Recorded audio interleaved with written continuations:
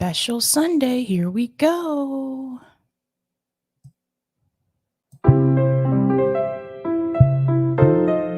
Doobie-doobie-doo.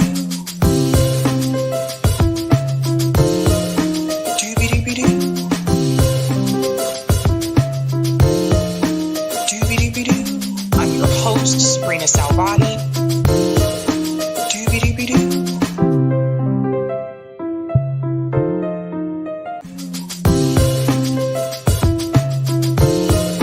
Doobie-doobie-doo.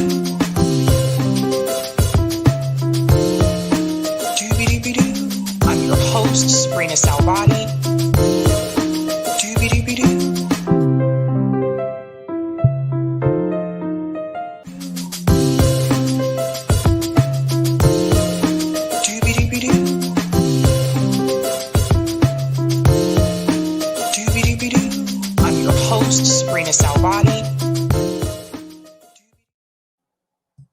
We can't even get a floor vote on Medicare for all. That's garbage. You can do it right now. We need 15 Democrats. Hi, Jimmy. We need the elected officials that you helped get elected to tell Nancy Pelosi that you will not vote for her as speaker unless Medicare for all is put on the House floor for a vote. I think it's a really smart idea. You know, the worst abuse of power, Crystal, is not using the power you have to fight for people. Will they? Time to let AOC know they have no other option because we're watching and we see through their bullshit excuses. We have to put public pressure on them. I want to see who's going to vote against healthcare in the middle of a pandemic. If you're not going to do it now, you are never going to do it, you phony. All the people who filled up your voicemail, they're going to remember whether you did the right thing here. Which side are they really on? This is where you force progressive House members to reveal who they answer to. Do they answer to their constituents or do they answer to the party bosses? Listen to AOC's own words. The Democratic Party does not do more unless it is pushed. And so this moment is the great unmasking. Force it to happen. Ask them, are you fighters or are you careerists? Are you activists for the people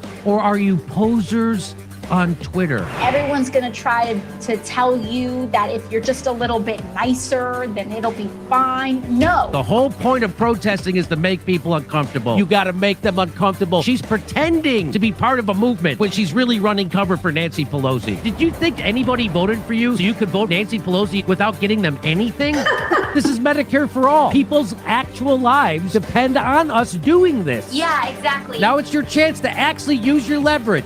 Will you? Take risks. Or will you be a party fucking climber? Start bringing the ruckus on the Democratic Party. Force it to happen. Do not trust any political party to automatically work in your interest. I call on everybody in independent media to join this mission. Force it to happen. Force the Congress to show which side are they really on. No vote for Nancy Pelosi unless Medicare for all is put on the House floor for a vote. So we need to push them.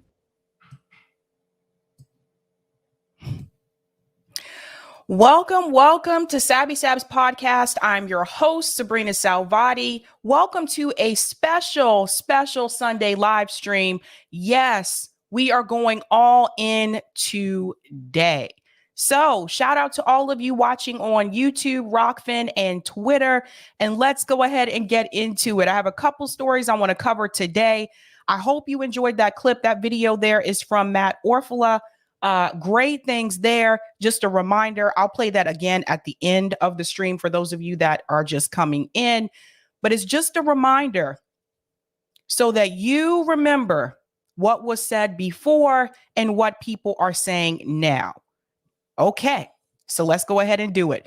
Quick shout outs to people in the chat. What's going on? Cup of Joy says, I love Ralph Nader. May he live to educate the new generations of leftists. Shout out to Eric says, why you do Ryan Grimm like that and be proud of Yale's recent vindication.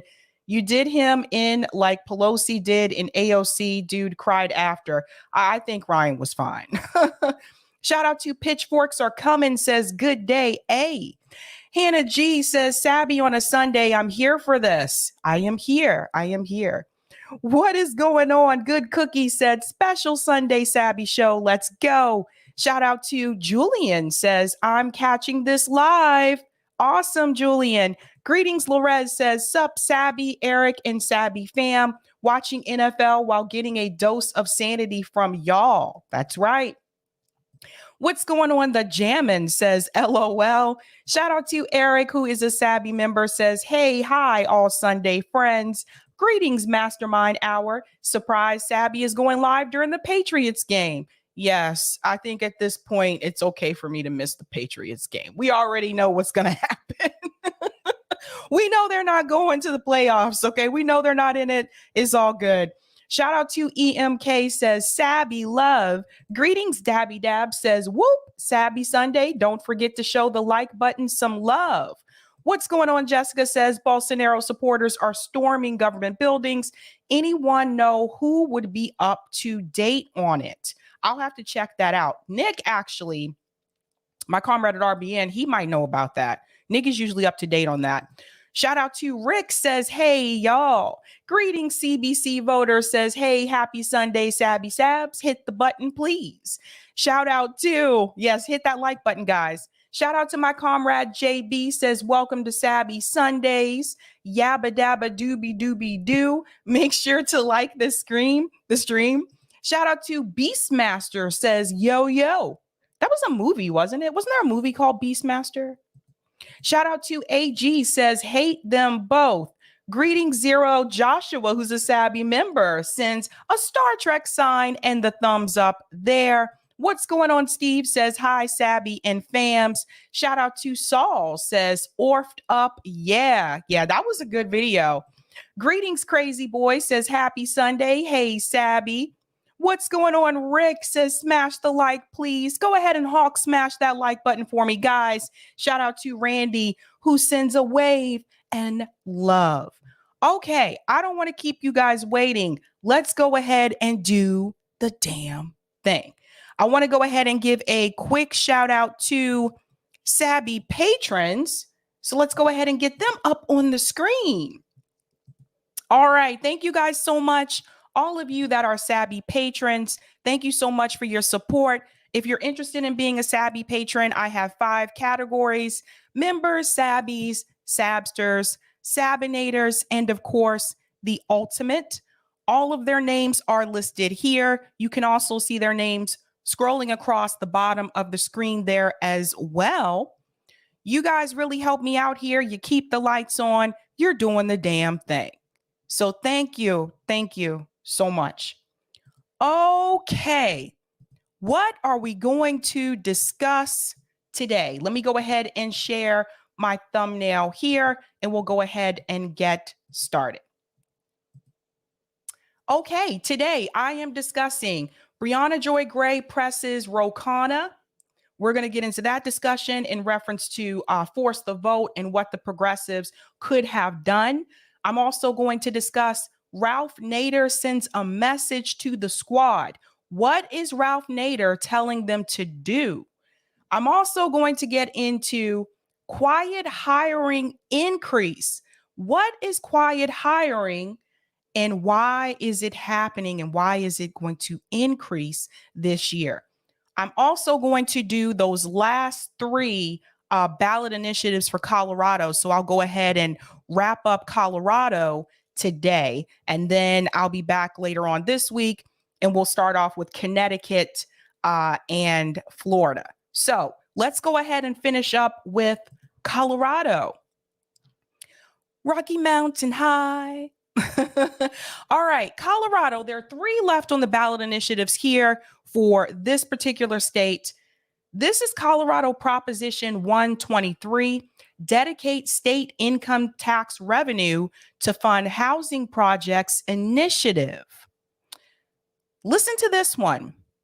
A yes vote supported creating the State Affordable Housing Fund and dedicating 0.1% of the state income tax revenue to fund housing programs. Now, this initiative did pass by 52.61%. So that was kind of close, but it skated by there. So this housing program would include providing grants to local governments and loans to nonprofit organizations to acquire and maintain land for the development of affordable housing. I've told you guys this before. We got to be careful with this phrase, affordable housing. Sometimes affordable housing is privatized. So there's that. And then there's also the fact that sometimes with affordable housing, there are income brackets, whereas a lot of times people who are too poor do not qualify for affordable housing, and people who make a little bit too much do not qualify for affordable housing. So I just want to state that there.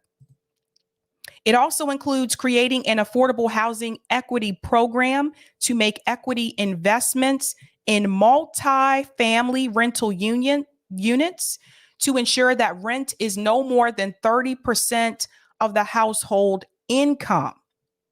Creating a concessionary debt program to provide debt financing for low and middle income multifamily rental developments and existing affordable housing projects.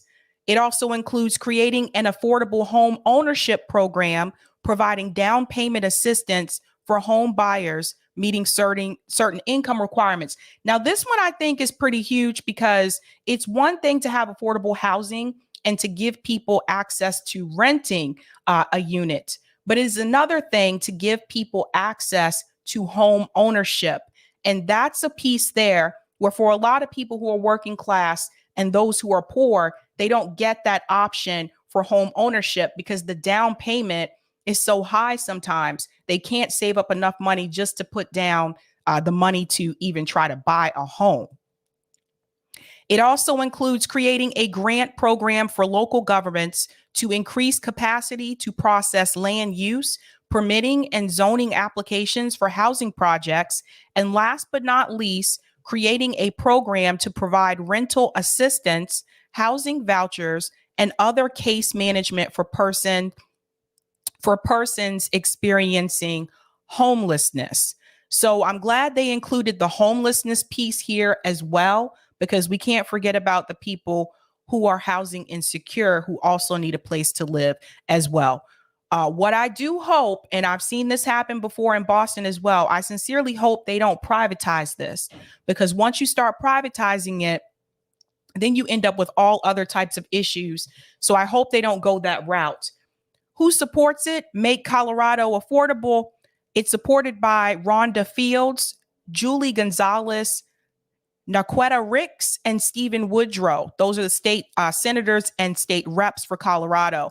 Some of the organizations that approve of this: African American Trade Association, I'm just going to say some of them here: Caring for Colorado, Colorado Low Income Housing Campaign, and Habitat for Humanity of Metro Denver. And you can see the rest of them here. Also, the NAACP Denver also approves of this. So if you're in the chat and you live in Colorado, let me know how you feel about this initiative, because like I said, some of these affordable housing programs don't turn out to be that affordable, depending on if your income bracket falls into that small segment, that small little gap where you don't qualify for income affordable housing, but you also don't qualify for Section 8.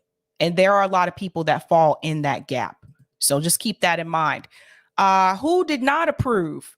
Michael Fields, who is the president of Advanced Colorado Action. He did not approve of this.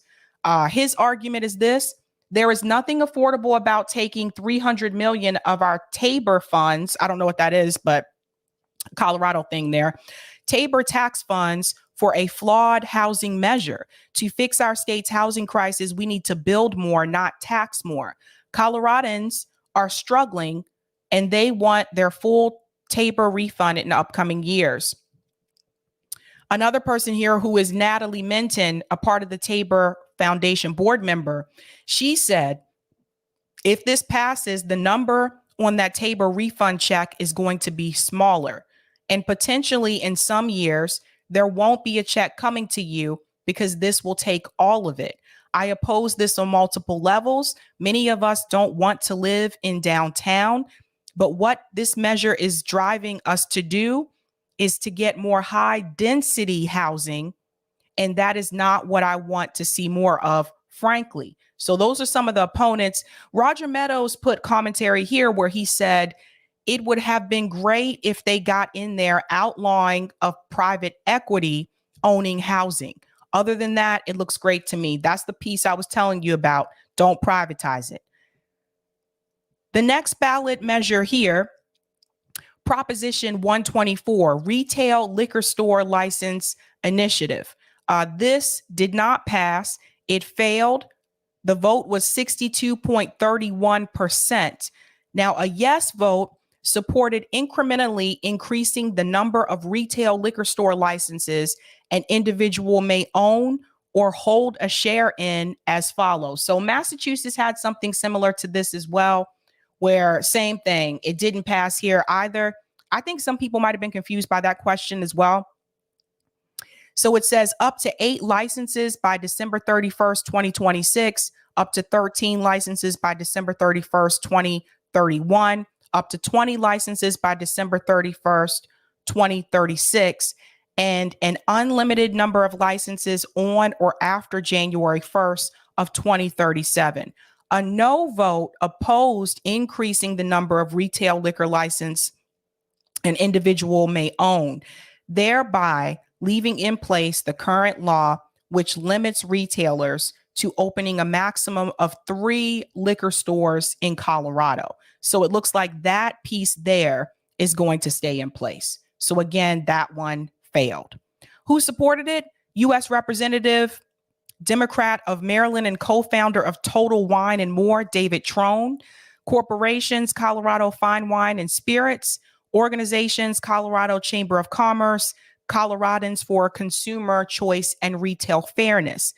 Individuals, Robert Trone. He's the founder or co-founder of Colorado Fine Wine and Spirit. Opponents who opposed it, Colorado Licensed Beverage Association. So there you go there. The last one is Colorado Proposition 125. This one also has to do with alcohol. I'm seeing this one come around a lot. Colorado Proposition 125, Wine Sales in Grocery and Convenience Stores Initiative. This passed. This was close. 51.77%. Let's go ahead and get into this one. A yes vote supported creating a new fermented malt beverage and wine retailer license to allow grocery stores, convenience stores, and other businesses that are licensed to sell beer to also sell wine for off-site consumption. So let me say something a little bit about this. We have something similar to this in Massachusetts. And this was new to me when I moved here 11 years ago, because I came from South Carolina, where they do sell wine and beer in all of the grocery stores, not hard liquor. In Massachusetts, we have this law where you can't sell beer and wine in the grocery stores, including hard liquor, with a few exceptions. So there are, I want to say 3 of them in the Boston area that allows it. One of them is a Trader Joe's, go figure. But I don't know the reason why we have that law here. It seems like it's one of those old blue laws from back in the day.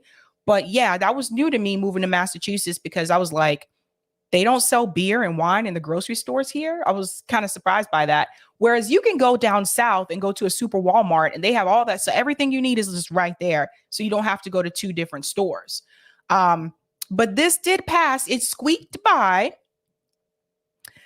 And who supported this?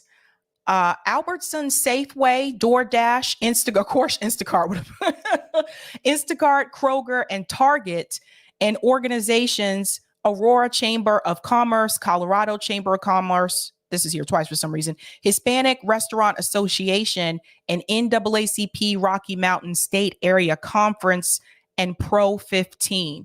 Who opposed it? Colorado Licensed Beverage Association. Oh, sorry. There's one more for alcohol. Sorry about that. I told you the liquor ones are really coming around this year. So the last one is Colorado Proposition 126, Alcohol Delivery Service Initiative. This failed by 51.14%.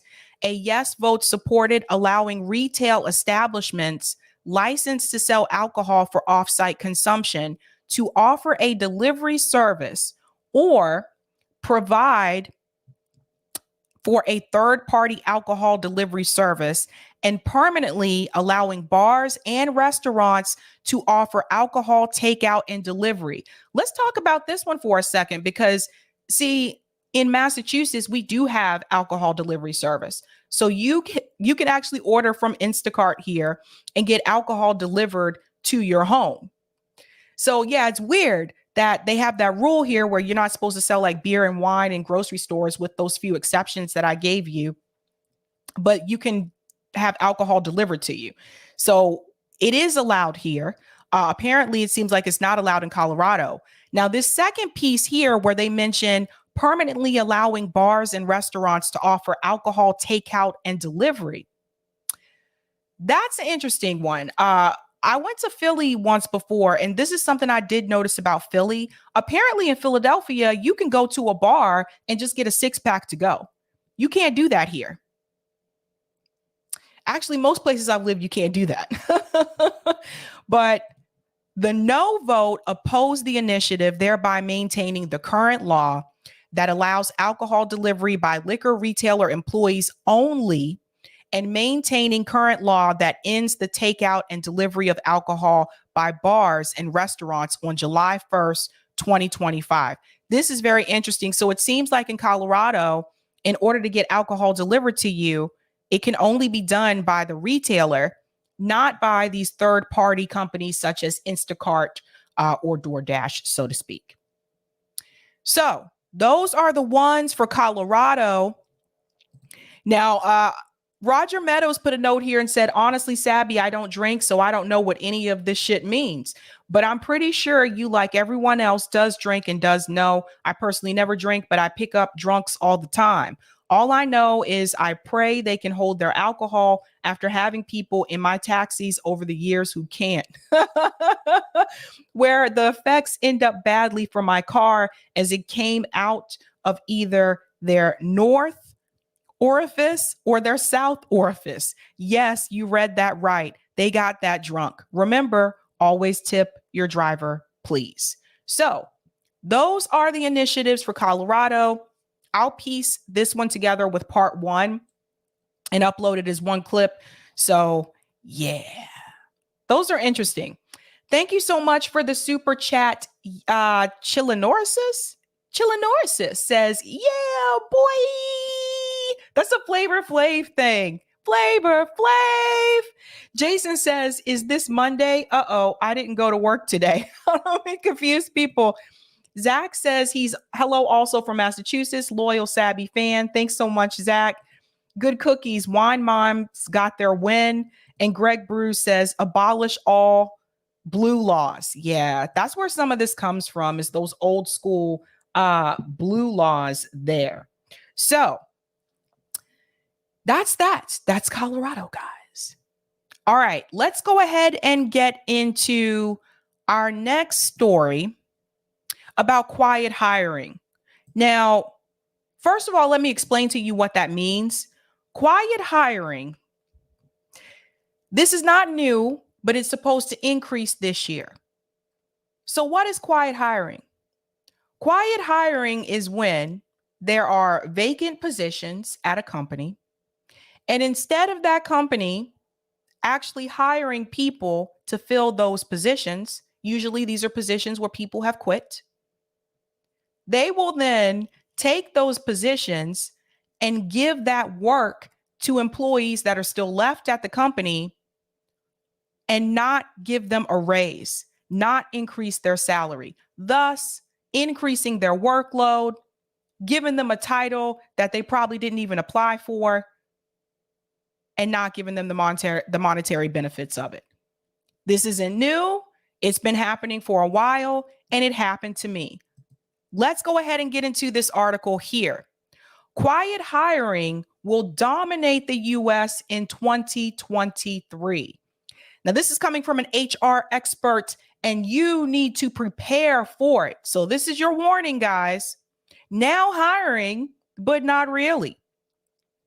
A new year is here, and with it, a new workplace phenomenon that bosses and employees should prepare for. I want to correct them here. Like I said, this is not new. Quiet hiring. Quiet hiring is when an organization acquires new skills without actually hiring new full-time employees. Let's get into it. Sometimes it means hiring short-term contractors. Other times it means encouraging current employees to temporarily move into new roles within the organization. The reality for the next year is whether or not we go into a recession, everyone is a little nervous. In a lot of cases, organizations are not necessarily doing a hiring freeze or layoffs, but may be slowing down a little bit on their hiring. But every employer still has financial goals to meet, often ambitious ones. The talent shortage that we talked about throughout 2022 hasn't gone away. So you're in a situation where it's harder to get headcount and you have a desperate need for talent. I want to debunk that for just a second. Let's debunk that narrative. Here's part of the problem in reference to hiring people. Somewhere along the way, employers decided to use a service called ATS, Application Tracking Service. What does this service do? It scans resumes to see if resumes have certain keywords that fit job descriptions. And if they do, those resumes are sent to the hiring manager or HR. They will sort through those resumes and pick a couple people to interview. Now, here's the problem. Oftentimes, because they use that service, ATS, good talent is overlooked. People who actually would be great for those positions aren't interviewed or don't even get the opportunity to have their resume seen because they did not adapt their resume to the job description. This is a little trick for some of you who may not be aware. This is what people will do. They'll see a job description, they'll apply for that job, and they will update their resume to include keywords from the job description in their resume so that their application has a better chance of getting through that ATS service there. Problem is, you shouldn't have to do all that. It wasn't always this way. It was to prevent HR or the hiring manager from having to go through, hundreds of resumes and applications. That's why that service was put in place. But it has flaws. Like what I just told you, good talent can be overlooked. Now, let's get into this part here. Why quiet hiring is on the horizon. Hiring usually falls into one of three categories: backfilling old roles, creating new ones to help the company grow, or addressing an acute, immediate need. Quiet hiring is all about that third category, even if it doesn't technically involve any new hiring at all. The idea is to prioritize the most crucial business functions at a given time, which could mean temporarily mixing up the roles of current employees. Now, let me tell you about my experience. This has happened to me twice, and it happened to me twice in higher ed. It happens in corporate as well. During the pandemic, we had a number of people quit, and eventually I was one of them. But a number of people quit in my department, at the organization, at the university altogether. What they started to do was, instead of actually interviewing external applicants or even some of these internal applicants at the university for these roles, because you have to post the position, by the way, legally you have to post it.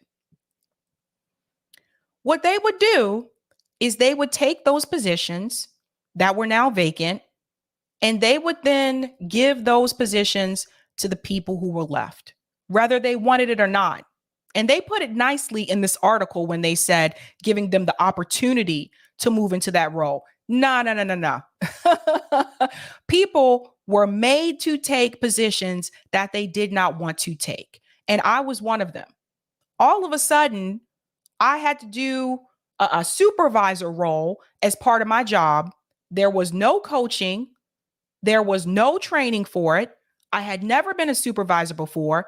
And all of a sudden, I had to hire all of these students, trained them for a job that I never did and didn't know how to do. And I was their supervisor. And there was no one to help. There was no one to guide along the way. When I asked for help, when I asked for training, I was told, figure it out. Figure it out, deal with it, or move on. So I moved on. But it's not just me. It happens to other people where they just give you this role and all of a sudden you are no longer an assistant director or you are no longer an administrative assistant. You are now director or you are now associate dean when you have no experience in that position. You may not be ready for that position, but because you were still left at the company and all your comrades left and the company wants to save money, you now have that job. When employers do this to employees, they are setting them up to fail. You do not put people in these positions with no type of training, no type of guidance, no type of assistance at all, and expect them to succeed. This is a setup. This is a trap. And I've seen it happen multiple times. So I left. Now it goes on to say, because they're trying to put this nicely, and I'm going to be real with you, it's not a nice thing. McCrae refers to that as internal quiet hiring. She cites a recent example, Australian airline Qantas, which asked executives to address a labor shortage last year. The executives are doing it in part because it's the right thing to do to keep the company going, but it's also just a rotation that makes sense for a lot of people. Okay. There's some inherent tension here.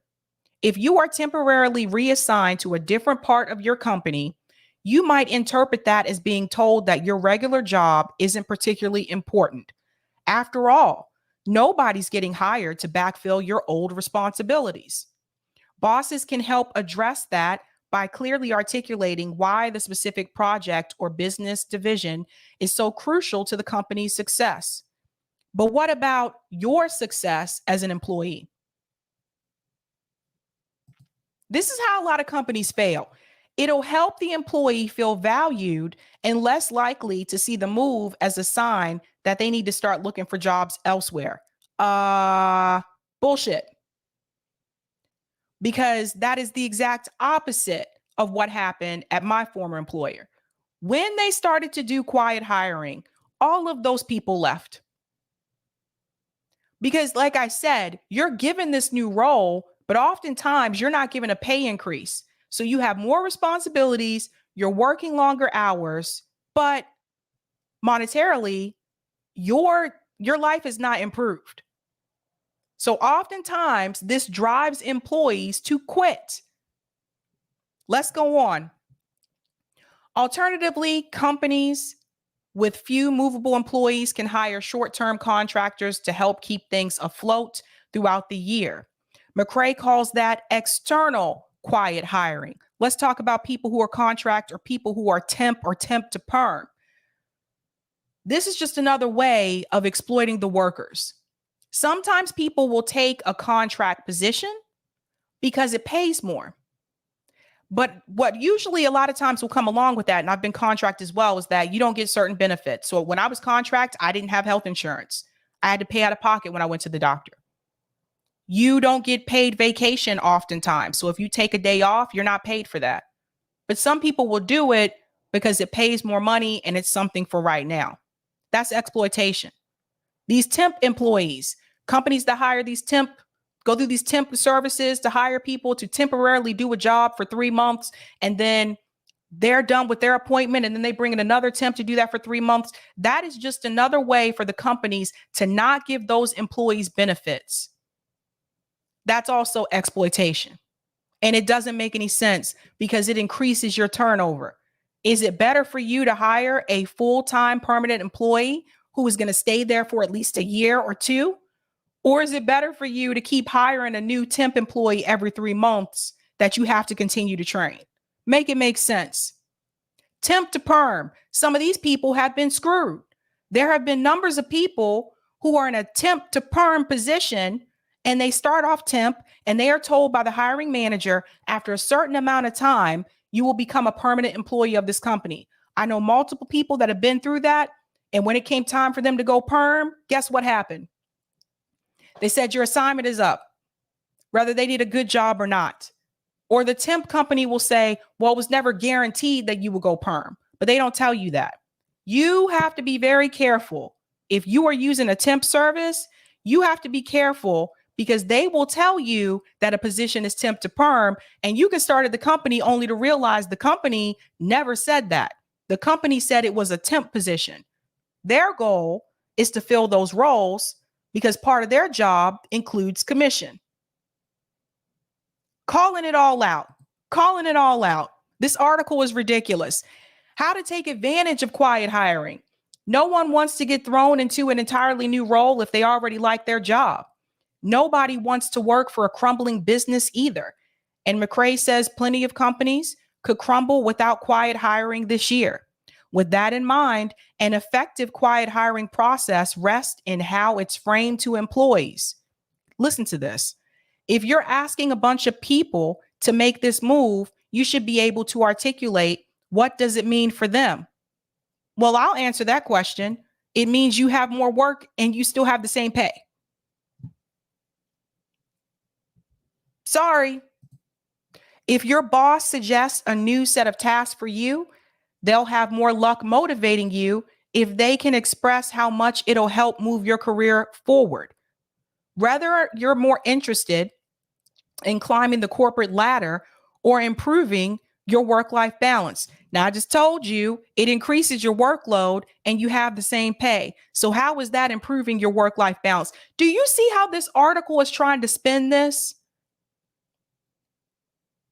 They're trying to run cover for the companies that are about to start doing this year. And like I told you, quiet hiring is not new. So here they come. Let's protect the employer at all costs. If you're just saying, okay, this is where we need people, great, but that's not enough of a reason for people to want to move. Plus, if your company makes an announcement about needing employees to pivot roles and you're interested, you can use it as an opportunity to discuss your long-term goals. You might even wrangle a promotion for yourself. This is a really good chance for employees to sit down and say to their managers, their HR people, and to the company as a whole, yeah, I'm willing to do this. Let's talk about what it means for my career. What this article is leaving out is that most of the time, in reference to quiet hiring, you don't have a choice. You're thrown into the position and you're told to do the work. So this article is trying to make it seem like you have an option. Most of the time, you're not given an option. So quiet hiring, that is going to increase in 2023. How can you fix it? This, again, goes back to capitalism. When you have these companies that are exploiting the workers, first of all, the contract shit, I got to be better with my language on here. Contract employees, these temp employees and temp to perm, no company should rely heavily on those services. That is called being cheap. Just hire these people full time. I don't understand this. I don't really get it. And this goes back to having something like Medicare for all. And that's going to lead us into the next story. Because if we had Medicare for all, you wouldn't have to worry about not having health insurance as a contract or temp employee.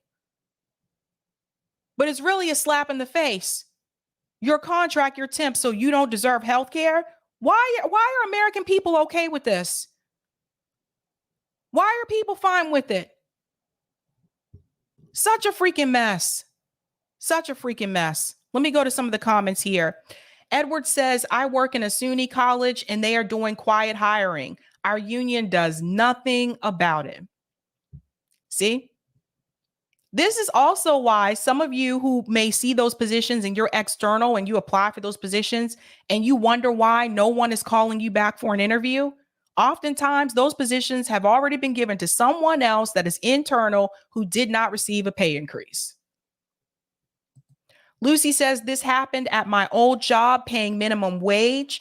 My boss didn't want to hire new people after people quit and said it was okay because the work was still getting done. Hardly. I want to touch on what Lucy said about the work still getting done. One of the things you can do, but you could risk losing your job. One of the things you can do is to show them that the work cannot be completed with just one person. Because as long as you show them that you can still get the work done as one person, they will never split that role again.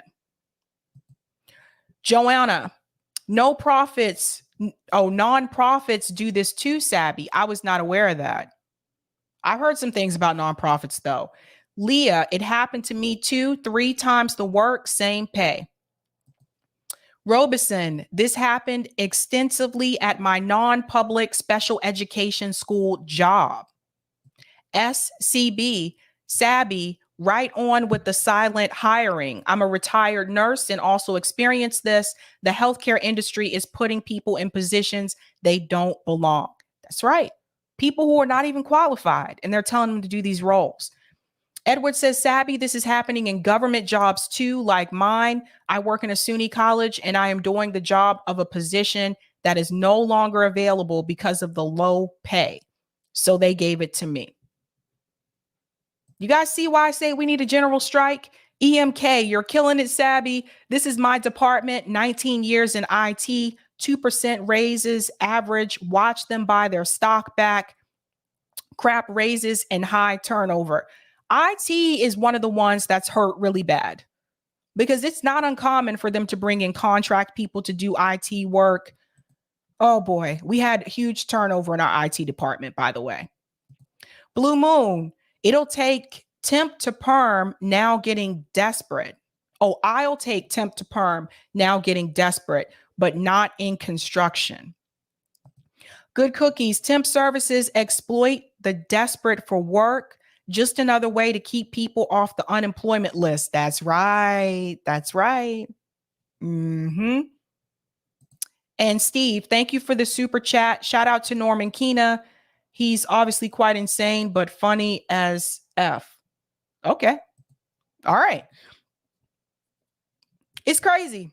All this is crazy. All right. Let's move on to our next story here. So, as we know, Kevin McCarthy has been made speaker, but the Freedom Caucus did not allow him to become speaker without getting some type of concessions from him. So we've been talking about this all week, basically. And you can't help but look at it and wonder what the squad could have gotten from people like Nancy Pelosi and now Hakeem Jeffries. What they could have gotten for all of us, not just committee assignments for themselves. Now, I'm not a fan of Matt Gaetz, but there's something he says in this video that I feel is spot on. Spot on. Look at what he was asking. Listen to this. Now, this was shared by Matthew Kobach. You can agree with people you disagree with. I dare you to disagree with anything said in this video. Let's see what Matt Gaetz said here. I believe that no member of Congress, by House rule, should be allowed to accept a donation for their campaign from a federal lobbyist or a federal political action committee. That money all has strings attached to it, and anybody who tries to tell you otherwise is lying. And when members take hundreds of thousands of dollars from lobbyists and PACs, they work for them more than they work for their constituents. And guess what? I intend to offer that amendment on the House floor in January, and I already have Democrats ready to vote for it, maybe even all of them. The second thing I would suggest is that if someone is a member of Congress, they should be prohibited from lobbying for life. Why is it so hard to say that you should choose one side or the other to be on? You're either in the law-making game or you're in the influence peddling game. And those who choose to be in the influence peddling game, go ahead, but you should sacrifice that when you get the privilege to represent 750,000 people. I intend to offer that amendment on January 3rd, and I expect that there will be Democrats voting for it. I will also introduce an amendment to have a ban on members of Congress trading individual stocks. How can we say that that is not something that dilutes our trust in markets and in governance when people are essentially able to bet on the outcomes that they have an ability to somewhat control? And I expect Democrats to vote for that. And finally, I would observe something that has really worked well in the state of Florida, a single subject rule. A bill coming to the floor should only deal with one subject. I was incensed as a freshman when I had to vote on the farm bill and whether or not to authorize war in Yemen in the same vote. And we can still have broad bills that relate to insurance or education or appropriations, but the notion that we lash all these things together does not serve our constituents and the American people. And I would expect, if we're in the majority, Democrats will vote for my amendment for a single subject rule.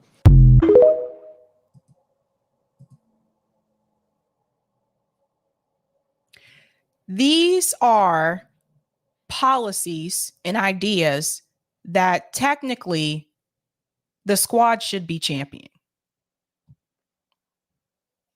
All of these things, all of them. Let's talk about some of these.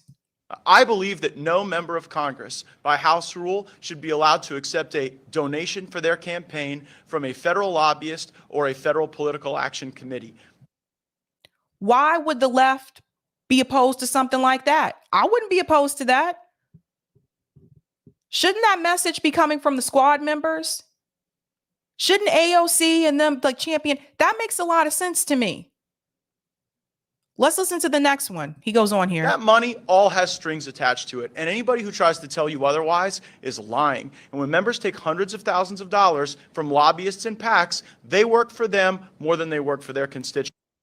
Isn't that what we always say here? Isn't this what I always say on this channel and what I always say, we say on RBN as well? Not to take that money?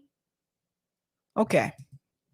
And guess what? I intend to offer that amendment on the House floor in January, and I already have Democrats ready to vote for it, maybe even all of them. The second thing I would suggest is that if someone is a member of Congress, they should be prohibited from lobbying for life. Why is it so hard to say that you should choose one side or the other to be on? You're either in the lawmaking game or you're in the influence peddling game. And those. Why would you object to that? If you're on the left, why would you object to that? I agree. They shouldn't be able to lobby. Let's go on. Who choose to be in the influence peddling game, go ahead, but you should sacrifice that when you get the privilege to represent 750,000 people.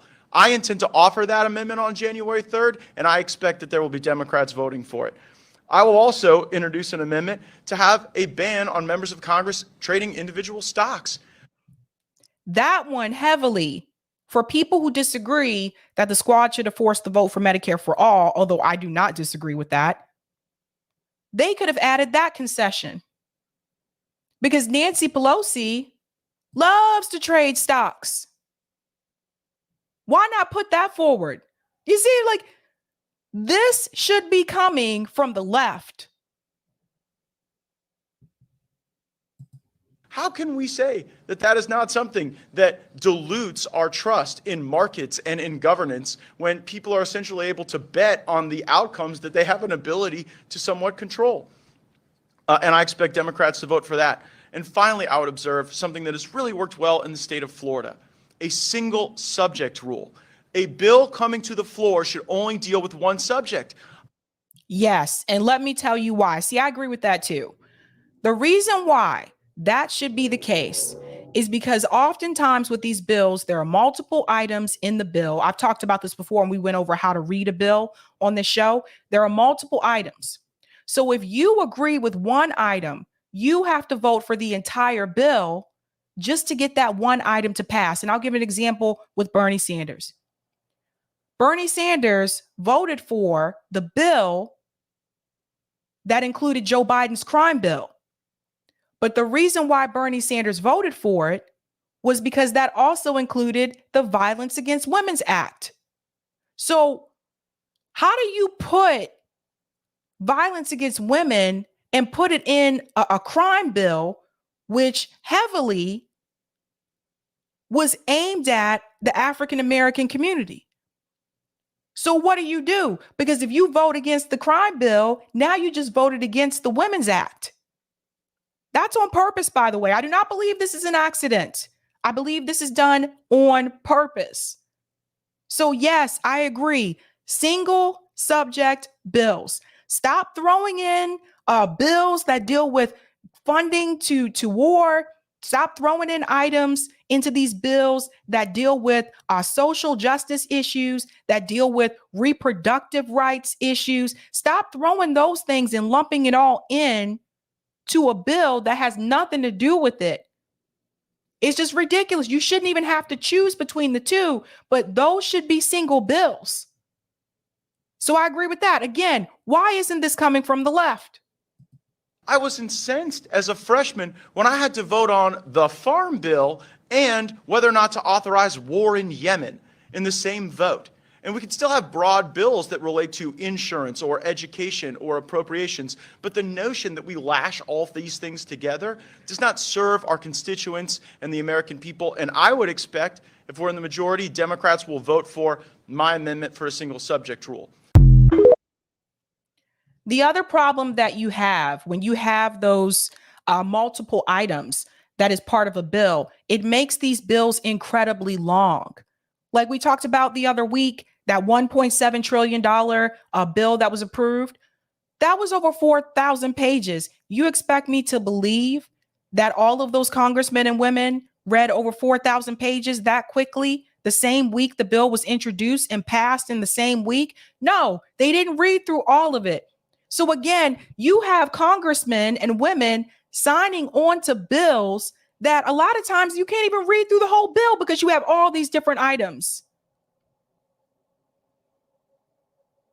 That message should be coming from the left. And what we've seen over the past week or so is that we have seen that members of the Freedom Caucus, so to speak, seem to have the balls and the gusto to fight back and push back the way that these Justice Democrats were sent to DC to do. That was their task.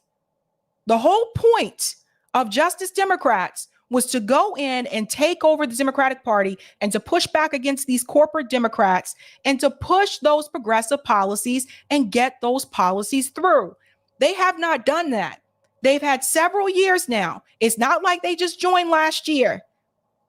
And what we've seen them do is just go along with the corporate Democrats. They got comfortable. They're making six-figure salaries. And by the way, that starts your first year. They're paid. They're writing books. They have speaking engagements that they're paid for. They're making money now.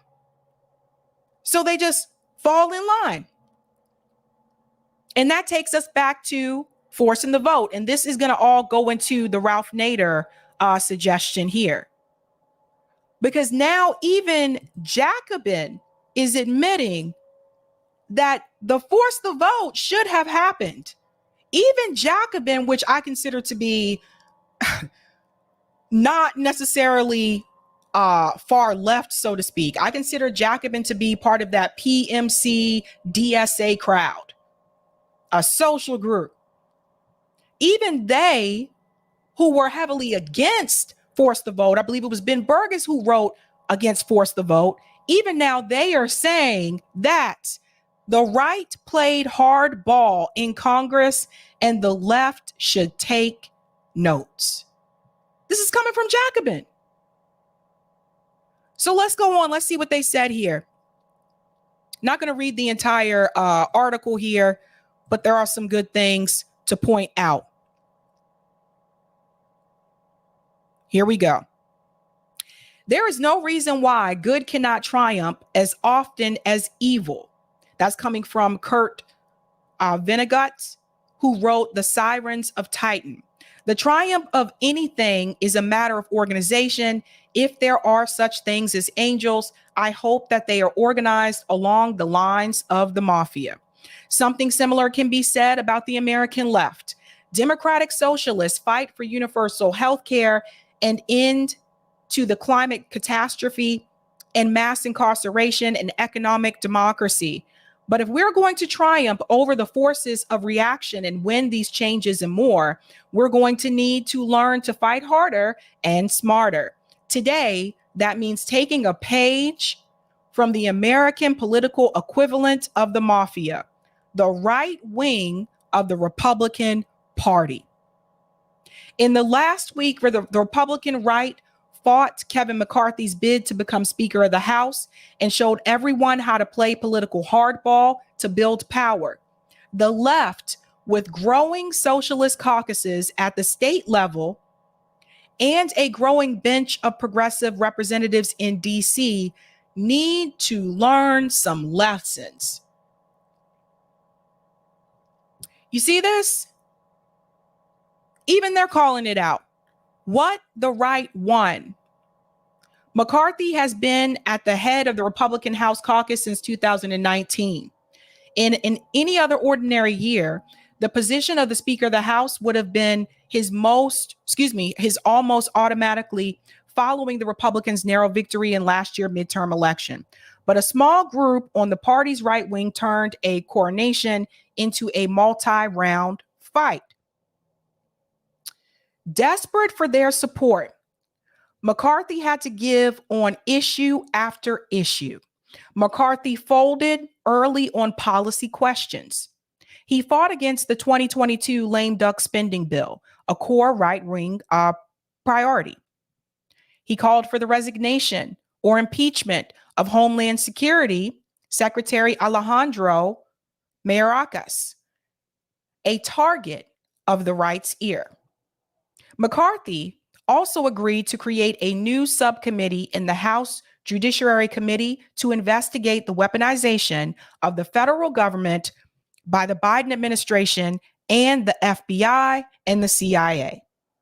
More significant in the long term, he also agreed to rules changes and committee assignments that will dramatically strengthen the right's hand. Let me tell you one of the things that they were asking for as well. They were asking for McCarthy not to be able to make this a rule, not to be able to put up super PAC money against GOP primary races in the open races. Now, why would that be important to someone on the left? Because let's remember, that's exactly what happened to Nina Turner. Nina Turner, who was leading in the polls, Nina Turner was hit the week of the election with big money coming from AIPAC, coming from these super PACs. This is something else that the left could have also asked for from Nancy Pelosi and from Hakeem Jeffries. Because let's be real, they didn't ask Hakeem Jeffries for these types of concessions either. Hakeem Jeffries is against Green New Deal. He's against Medicare for all. He agrees with expanding Obamacare, but he is against Medicare for all. Why didn't they try to get Hakeem Jeffries to even come around on those two issues? If you don't support Medicare for all, let's pivot to the Green New Deal issue, the climate catastrophe. We don't have time to sit around and wait and twiddle our thumbs. The fact that you have someone like Hakeem Jeffries, who is a part of the Progressive Caucus, and he does not agree with a Green New Deal or Medicare for all, first of all, he should not be a part of that caucus. And second of all, how dare they? How dare they vote for him without asking him to bend on those two issues? Let's go on.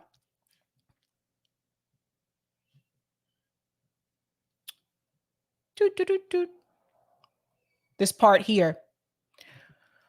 Most significantly, he agreed to bring back the motion to vacate the chair, which will allow just one Republican to call for a snap vote to remove the speaker.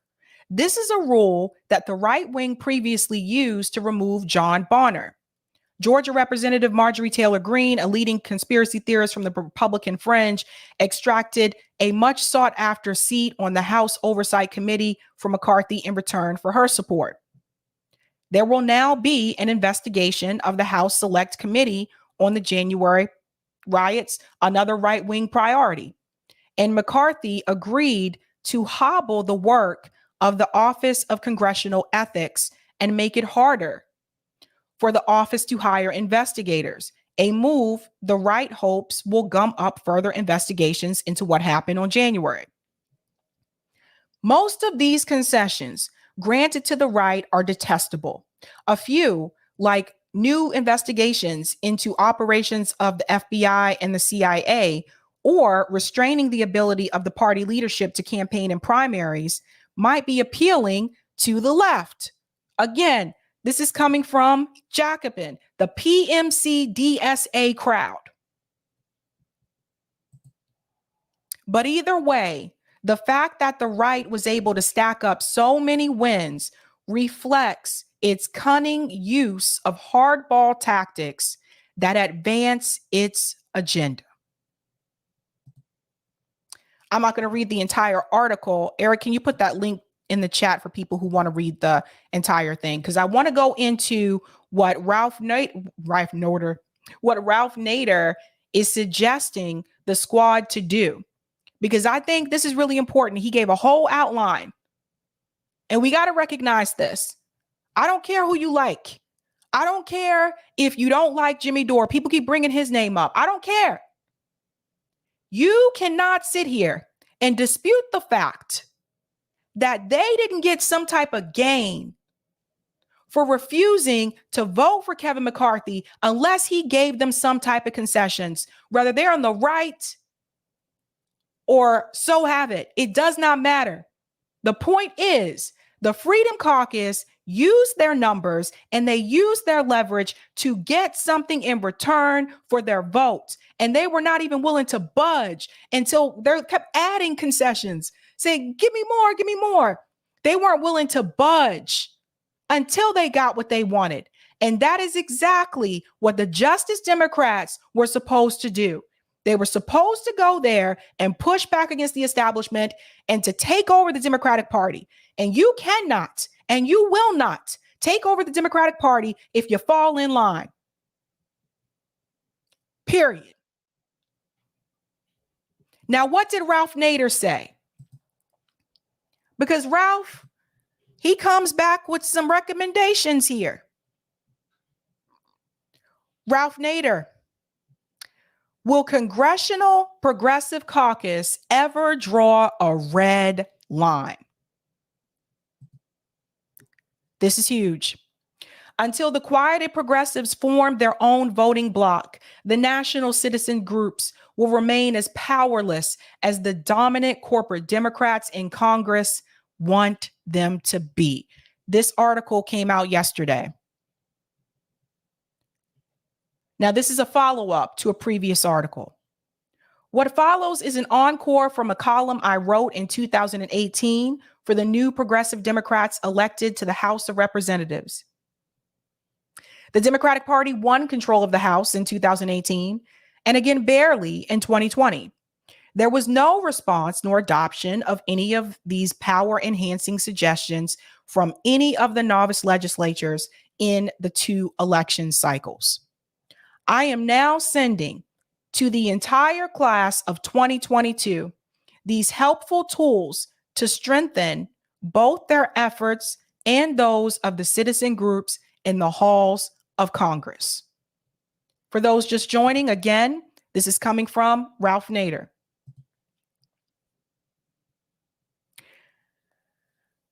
The rapidity with which the Democratic Party's political cocoon wraps itself around newly elected legislators who arrive in Washington determined to change the culture and output of our premier branch of government is beyond astonishing. Unlike the red line drawing so-called Freedom Caucus among the House Republicans who topple their leadership or at least are power factors, the Democrats toe the line and surrender to their dictatorial leadership. Until the quieted progressives form their own voting bloc, the national citizens groups will remain as powerless as the dominant corporate Democrats in Congress want them to be. We shall know who, if any, of the progressives in the class of 2022 are serious about their pre-swearing in determinations and strive to measure up to the yardsticks for empowerment. Now, let's go to his suggestions. He goes on to say, progressives must, number one, vigorously confront all the devious ways that congressional bosses have developed to obstruct the orderly, open, accessible avenues for duly elected progressive candidates to be heard and to participate in congressional deliberations from the subcommittees to the committees to the floor of the House. Otherwise, the constricting congressional cocoon will quickly envelop and smother their collective energies and force them to get along by going along. That's number one. That's the first suggestion that he mentions there. Number two, organize themselves into an effective caucus, unlike the anemic progressive caucus. They will need to be constantly in touch with each other and work to democratize Congress and substantially increase the quality and quantity of its legislative oversight output.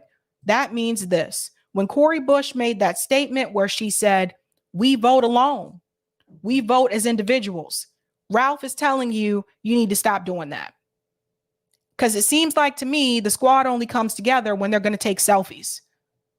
If you're not acting as a block, there's really no point of you being there. There really isn't. Number three, connect with the national citizen organizations that have backers all around the country and knowledgeable staff who can help shape policy and mobilize citizen support.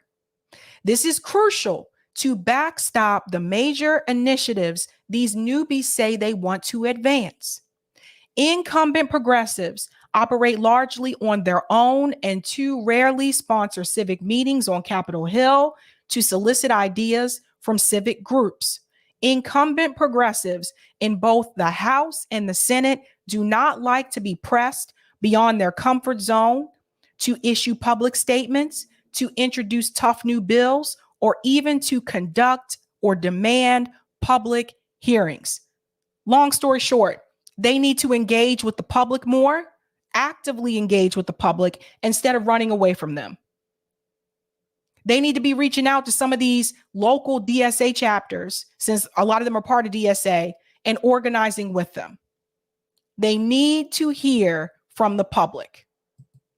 4, develop an empowerment agenda that shifts power from the few to the many, from the plutocrats and corporatists to consumers, workers, patients, small taxpayers, voters, community groups, the wrongfully injured, shareholders, consumer cooperatives, and trade unions. Shift of power, facilities, and rights.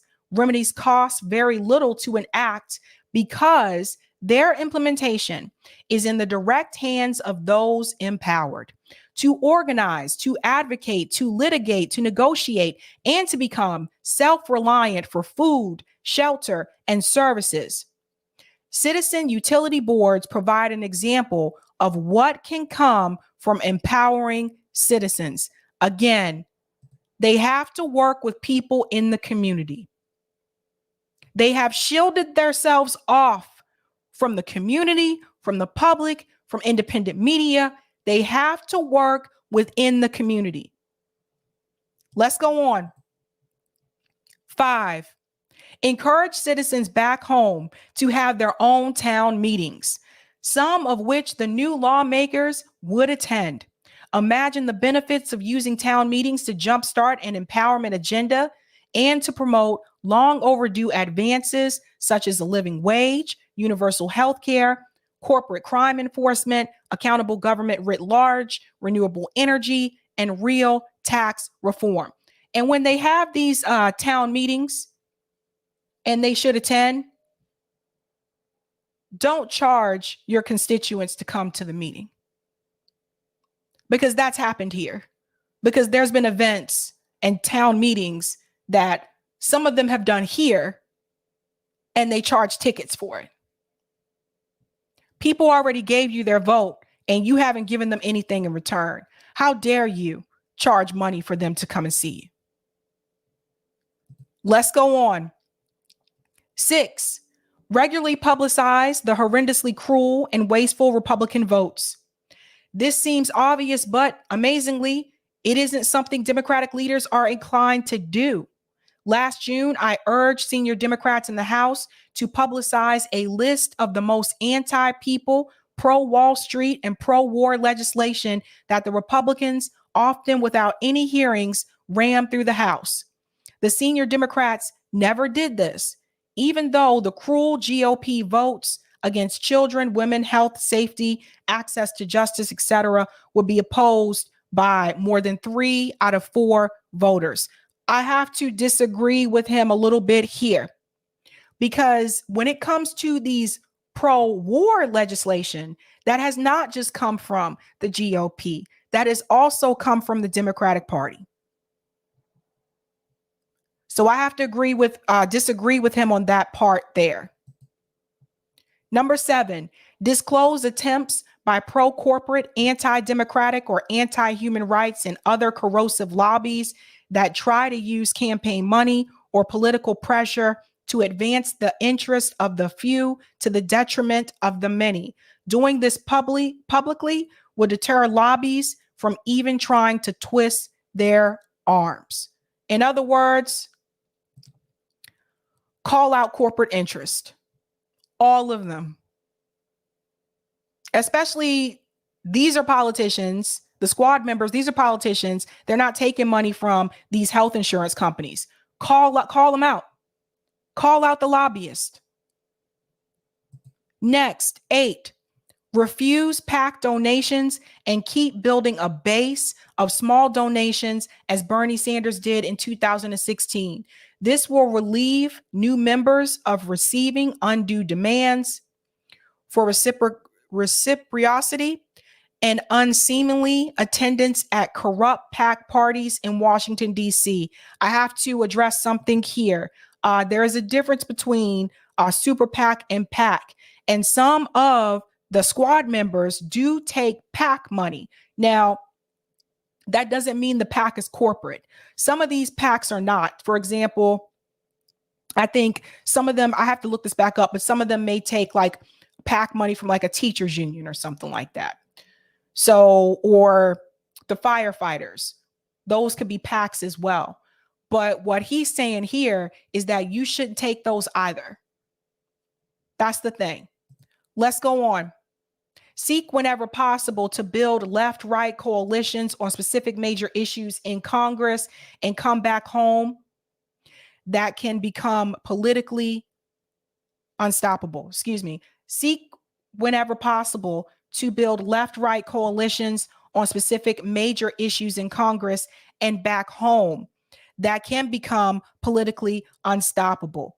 One of them could be the anti-war movement. That's where they could build a left-right coalition. And the last one, demand wider access to members of Congress by the citizenry.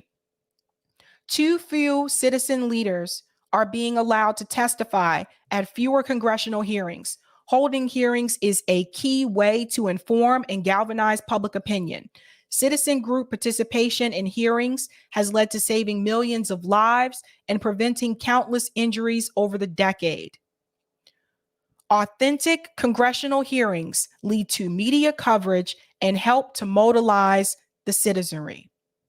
Adopting these suggestions will liberate new members to challenge the taboos entrenched in Congress regarding the corporate crime wave, military budgets, foreign policy, massive corrupt warfare giveaways, and crony capitalism. Again, this is part 2, because he gave them a list of suggestions when they were first elected for those who ran in 2018. And from what I understand, they did not reach out to Ralph Nader. Final point. Measuring up to these civic yardsticks is important for the new members of the House of Representatives and for our democracy. See how they score in the coming months. Urge them to forward these makers of a Democratic legislator to the rest of the members of Congress, most of whom are in a rut or comfortable incumbency. I think Ralph is a little bit more hopeful than I am in reference to encouraging them and getting them on board, because they're long gone, especially the ones that were elected in the first round. That first group with AOC and Ilhan Omar, they're gone. Trying to reach them is going to be almost impossible now. Again, that article is called "Will Congressional Progressive Caucus Ever Draw a Red Line?" And I can answer that question for you, Ralph. I don't think so. Let me go to some of the comments here. Thank you for the super chat, Egg64. Think about the poor girl who worked at Amazon that did pandemic testing that died when she wasn't qualified. Definitely a victim of quiet hiring. There you go. That's a good example. Yes, I interviewed her. Dan, you are killing it as of late, Miss Sabs. Oh, thank you, Dan. That's really sweet. Thank you for the super sticker, Moreau. Wesley, he deluded if he thinks any of that will pass. Thank you for the super chat, The Traveler. That 1.7 trillion bill also ends the pandemic despite 3K people dying every day, meaning people get kicked off of Medicaid and student debt relief gets shot down due to the HEROES Act being used for emergencies. Well said there. Thank you for the super chat, Jennifer. RFK Jr. and Judge Napolitano,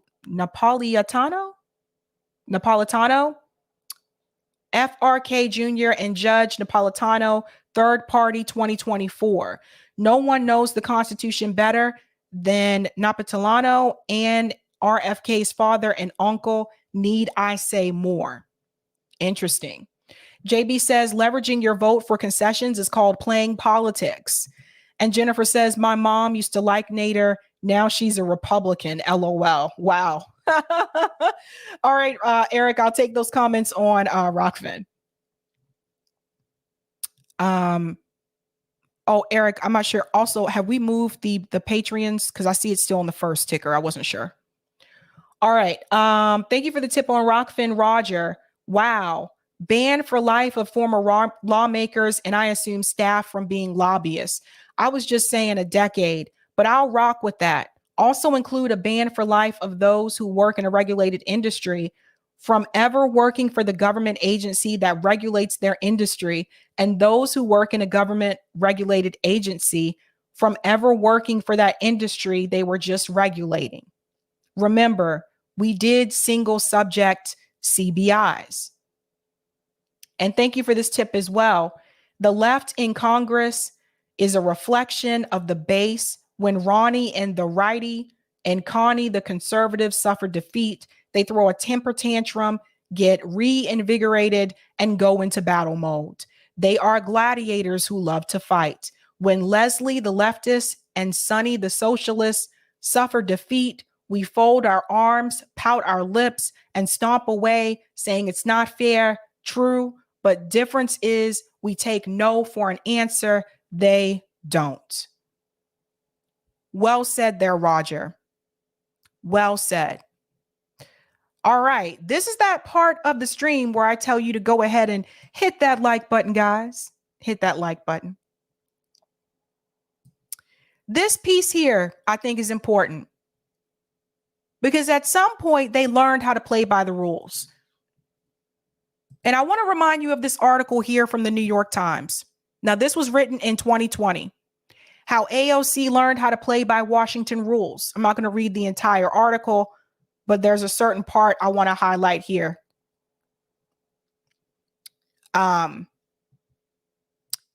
Correction. It was written in 2019, but it was updated in 2020.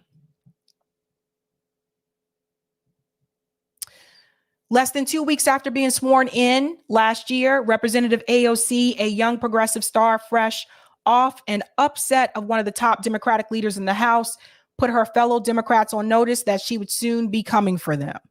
And we all know what happened there. There were even whispers that she might try to oust Representative Hakeem Jeffries, of New York, a rising star, regarded by many Democrats as a future speaker. But After nearly 9 months, with her eyes now wide open to the downsides of her revolutionary reputation and social media fame, AOC has tempered her brash, institution be damned style with something different, a careful political calculus that adheres more closely to unwritten rules of Washington she once disdained. And I wanted to bring up this article again is because this is just a reminder. It only took 9 months. So for people asking, when did she change? 9 months later. And I want to highlight this piece here because this is important. Gone from her Washington office are her original chief of staff and her communications director, two Justice Democrats founders who were intent on waging their divisive brand of politics from their offices on Capitol Hill. Pay attention to the vocabulary. Divisive. See how they paint a negative brush around it? It was divisive. No longer an unabashed ambassador of the combative group, AOC has carefully managed her involvement with it. Guys, this is the piece you need to take home.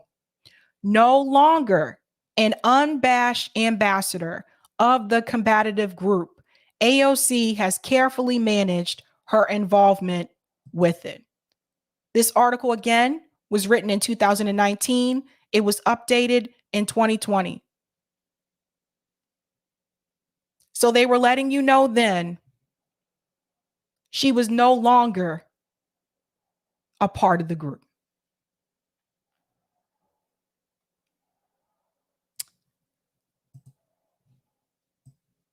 AOC and the squad never took Ralph Nader's advice. Never contacted Ralph Nader. I've had this discussion. So this is the second time Ralph Nader is giving them a list of suggestions that will help them.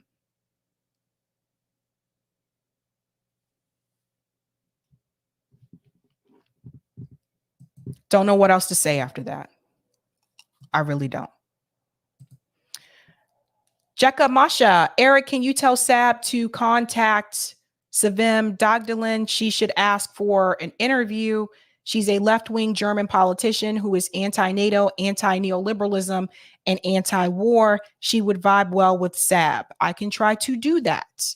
And thank you for the super chat, Lorez. Bargain for votes is democracy, not blindly go with party. So that's that. Now I'm going to get into the last story here, which is Briahna Joy Gray and Khanna, because Bree did ask Khanna about the concessions that the Freedom Caucus was fighting for and whether or not force the vote would have been a good idea for the left as well. Whether or not he looks back on it and says, oh, maybe we should have asked for something. You gotta listen to this. I have so much to say. California Representative Khanna appeared on Fox News yesterday. Can we do a volume booster for this one, Eric? Thanks.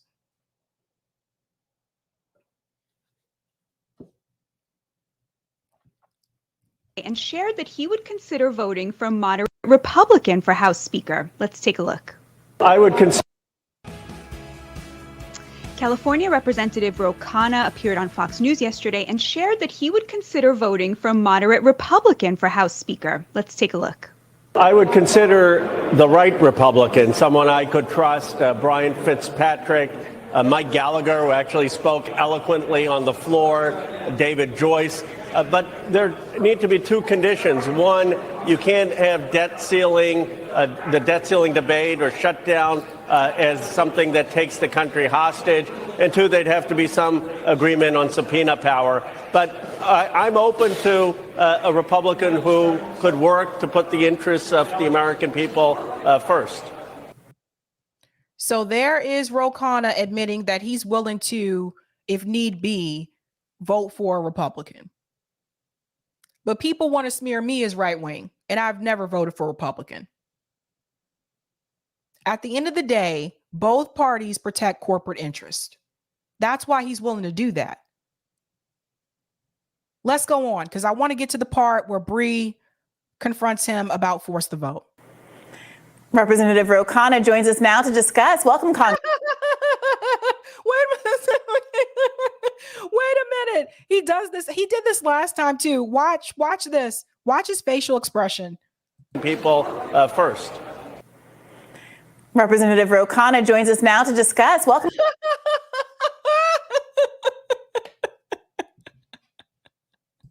At first he was like, and then he goes,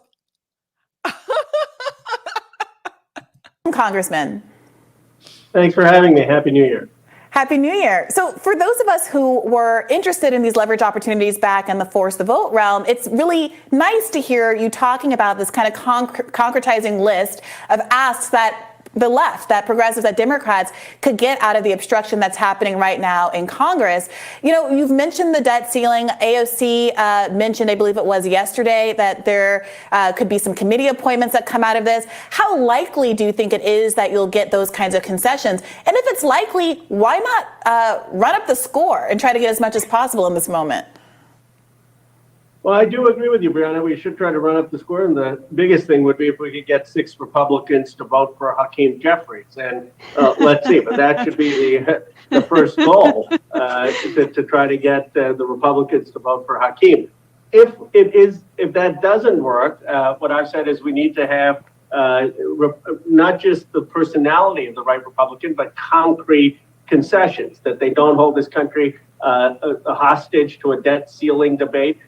As it is, there are people on the far right talking about not raising the debt ceiling. That would be catastrophic for the world economy, that they commit to not shutting down the government, that there are equal appointments on the committees so that we have equal subpoena power and can shut down frivolous investigations.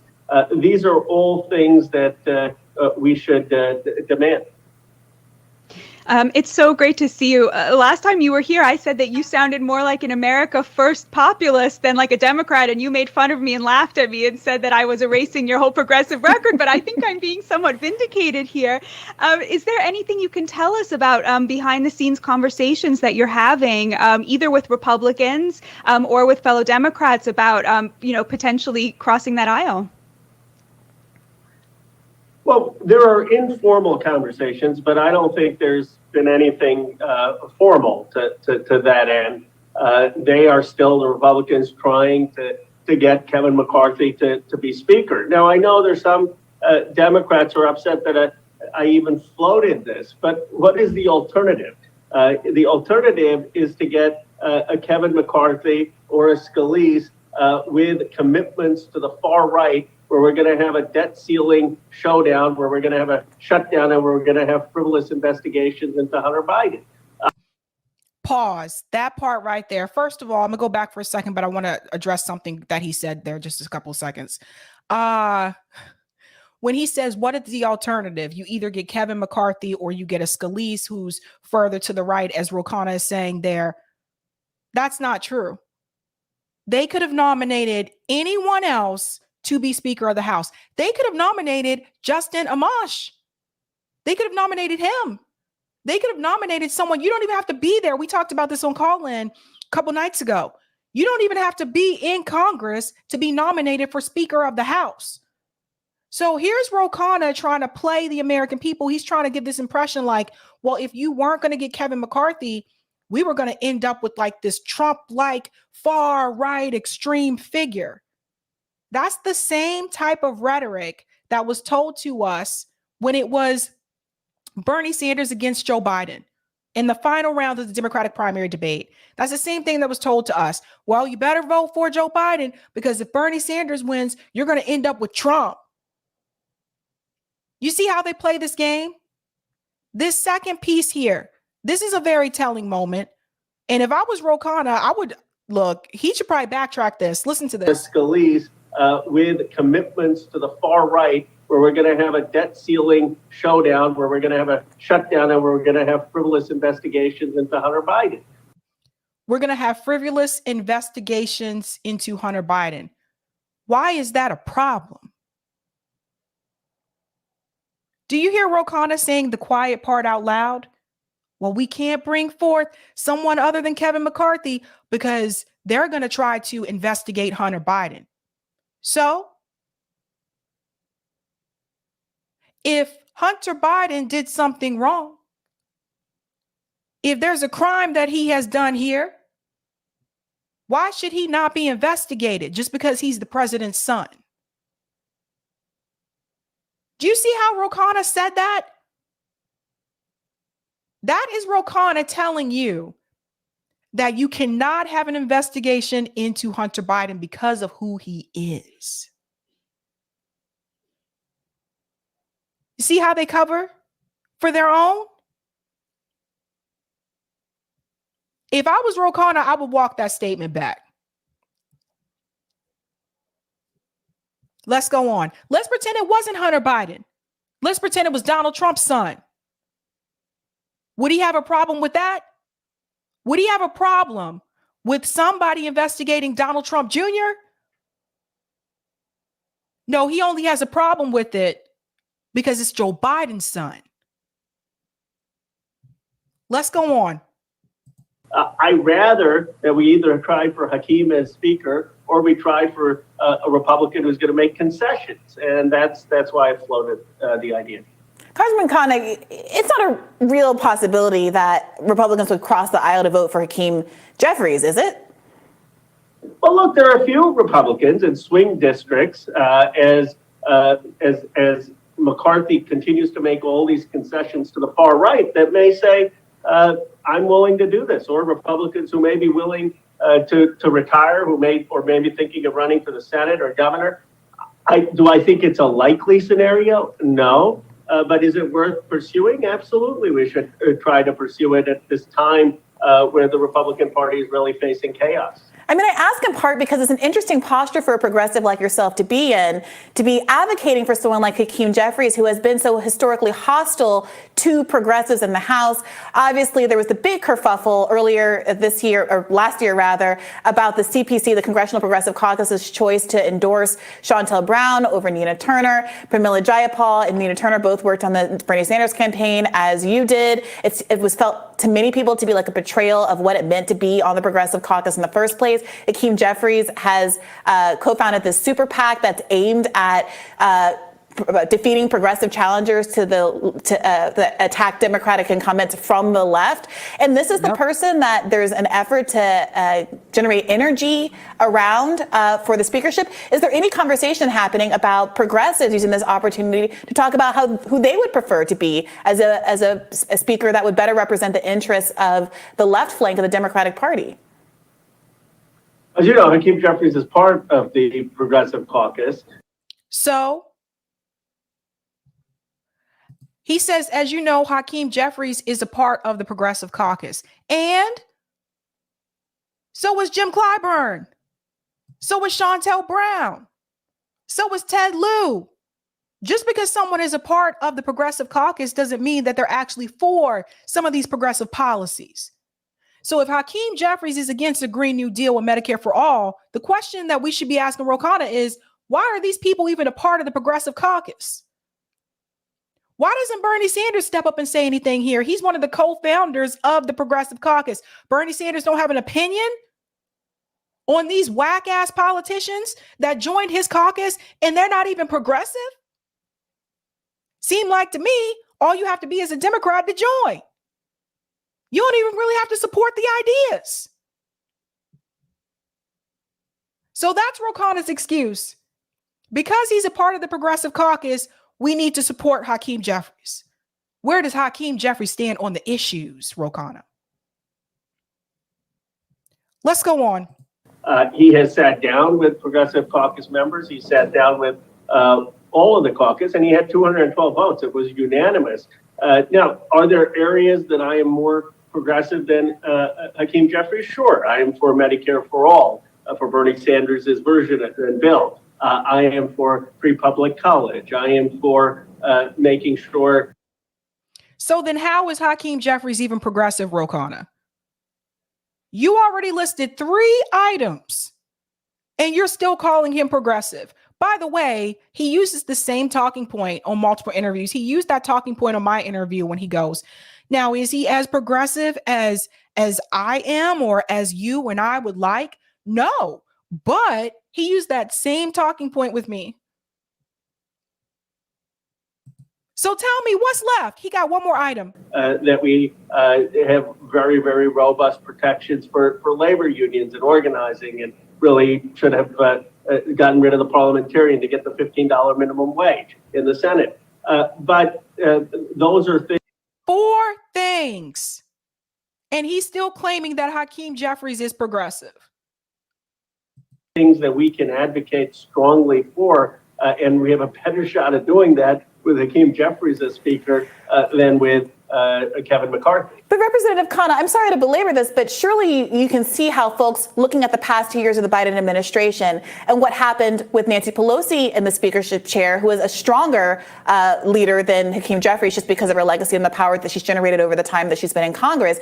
None of those agenda items, none of those progressive agenda items have been advanced. We saw the maneuvers that got the $15 minimum wage killed and stripped from the American Rescue Plan. We saw how the Build Back Better bill was bifurcated so that all the good progressive stuff could be junked at the earliest opportunity and blamed on Manchin and Sinema. We've seen people completely stop talking about Medicare for All, a Green New Deal, which Hakeem Jeffries has been, very critical of and won't sign on to, even though he's a New York congressman. Why should progressives, why should people generally on the left, broadly, including the 30% of voters who voted for Bernie Sanders, believe that there could be any sincere progress on any of those core popular issues with Hakeem Jeffries and with the gavel in the leadership? Okay, so Bree just pointed out all the things that they're not doing. All the things, including them not talking about Medicare for All anymore. She just went through that whole list of items that they're not doing. Listen to Ro Khanna's response. Chip spot. Well, because we did make progress in the last.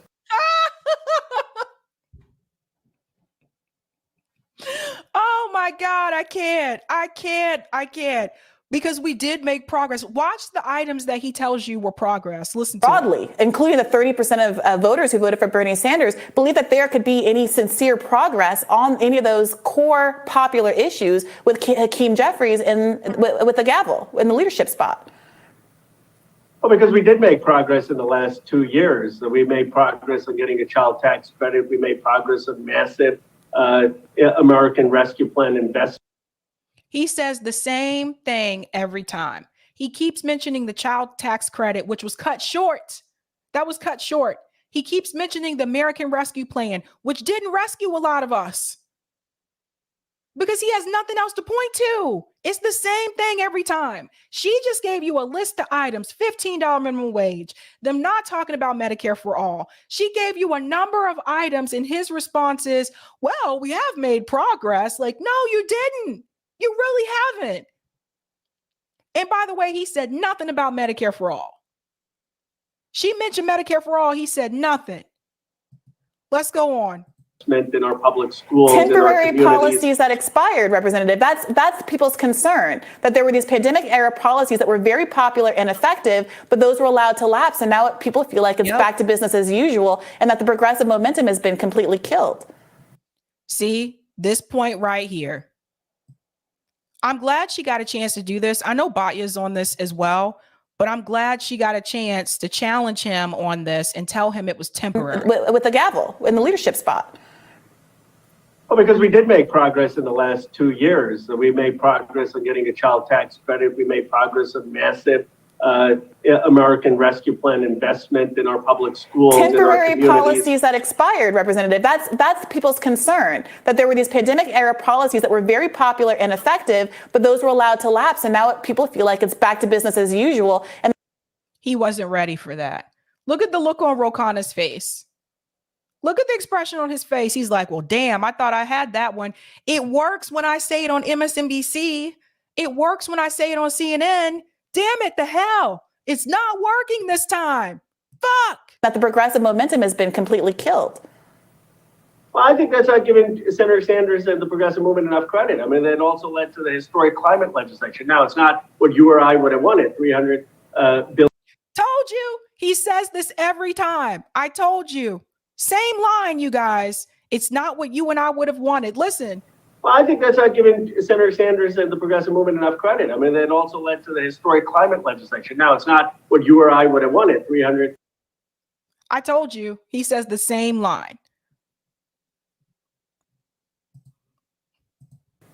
Billion over 10 years. I mean, I'm on the Thrive Act, which is talking about $1 trillion investment every year in really a transformation of our clean economy. But I do think that the progressive this is growing. We have Greg Cesar, we've got Jonathan Jackson, many members.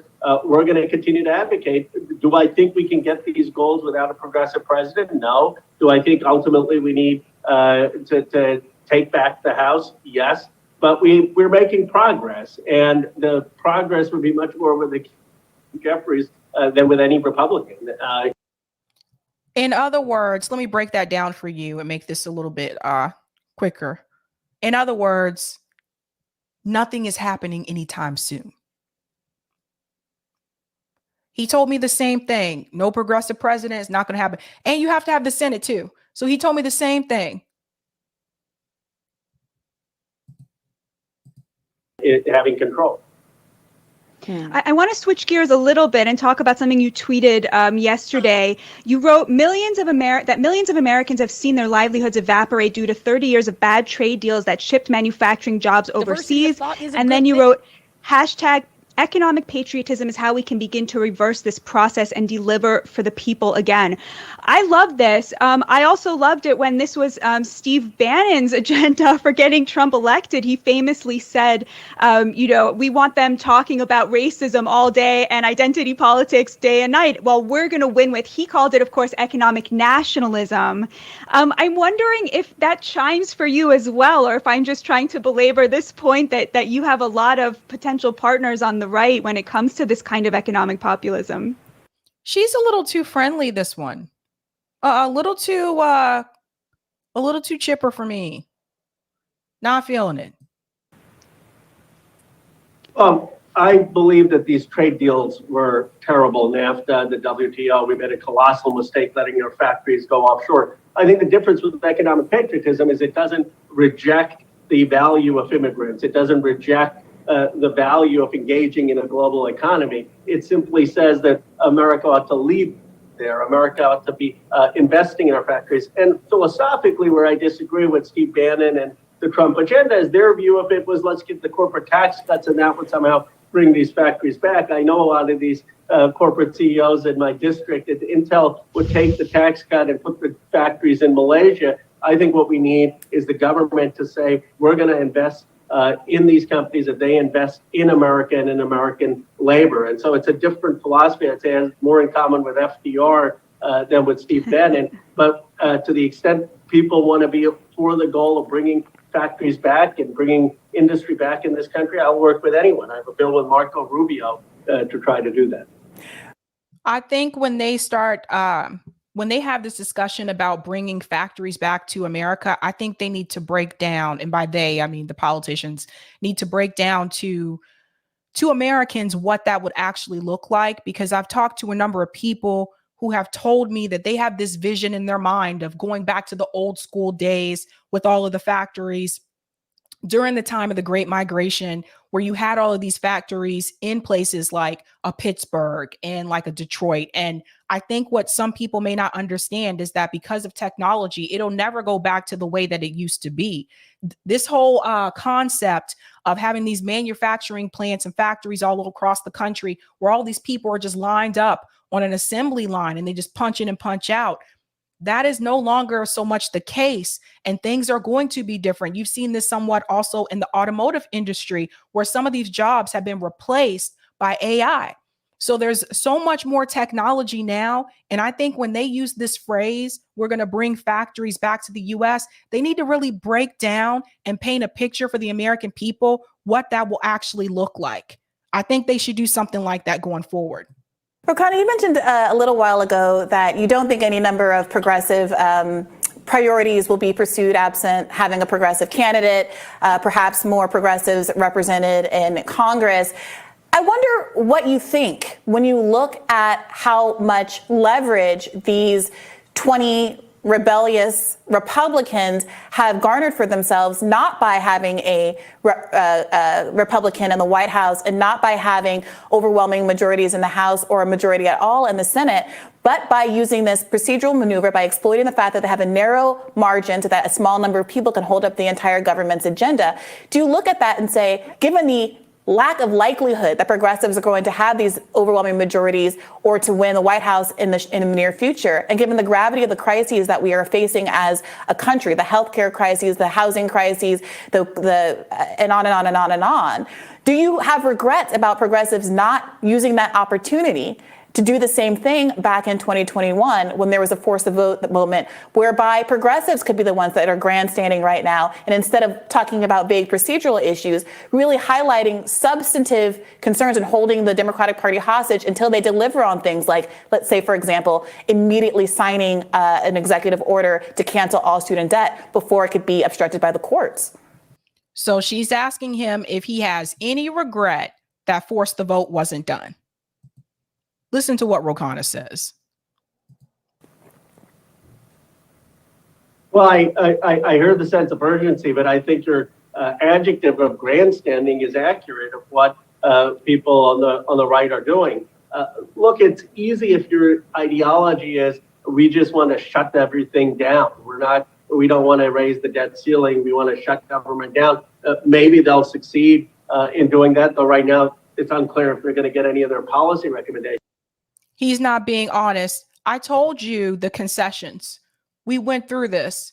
He's just making it seem like the only thing that they wanted to do was just shut the government down. I told you what they were asking for. But on the progressive left, we have something which is far tougher. We're telling people to affirmatively pass legislation, create Medicare for all, create dental, vision, and hearing benefits for seniors, raise the wage. You can't do that just by a sense of we're going to blow the place up. We've got to. And what he just said right there, that proves my point. Let's backtrack one more time to what he says about why they can't do it on the left. Listen to Look, this. it's easy if your ideology is we just want to shut everything down. We don't want to raise the debt ceiling. We want to shut government down. Maybe they'll succeed in doing that, though right now it's unclear if they're going to get any of their policy recommendations. But on the progressive left, we have something which is far tougher. We're telling people to affirmatively pass legislation, create Medicare for all, create dental, vision, and hearing benefits for seniors, raise the wage. You can't do that just by a sense of we're going to blow the place up. We've got. What he just said right there, that proves my point, which is this strategy of putting progressives through the Democratic Party in the House. This strategy does not work because Ro Khanna just admitted to you himself, we have to pass the legislation. And the legislation is not going to pass. Do you guys see my point? He just admitted it. And let's say we did get 100 more progressives in the House. By the way, this is not happening overnight. We did get 100 more progressives in the House. Okay. Then you got to get it to pass in the Senate. Then you have to have a real progressive president who is going to sign it, because the president can veto it. So based on what Ro Khanna just said right there, what is the point of putting progressives through the Democratic Party in DC? Let him go on. To actually get people to draft the legislation, support the legislation. So I think the tactics are different because we're trying to build something. They're trying to just blow up institutions by their own. But they're not trying to build anything, though. You're not building anything. You're not building. Look, Roger said something to me yesterday, and I think this is correct. Roger said he believes the reason why people are at each other's throats like in the left media space per se, and on Twitter, is because when it comes to the progressive movement, we haven't received any wins. We got those politicians elected, but since they've been there, we haven't won anything. So everybody's snapping at each other and taking bites at each other. But Khanna just proved my point. There's no way. If you can't pass let's talk about legislation, okay? When you look at congressmen and women's approval rating, part of that is based on getting things done, passing legislation. And if you look at the progressives, AOC, her approval rating is lower than Hillary Clinton's. They're not getting nothing done. We haven't had any real wins. And this goes back to this piece as well, because I've said this multiple times. You still, in the end, you have to pass the legislation. You have to pass it in the House. You have to pass it in the Senate. And then the president has to actually sign off on it. And I think that until you have all those lined up in a row, and you have to have corporate money out of electoral politics, let's be real. These things are not going to, even if, let's say, someone like a Marianne Williamson, let's say she did become president. Let's say she did, hypothetically speaking here. Even if she were to do an executive order for these progressive policies, the House can veto it.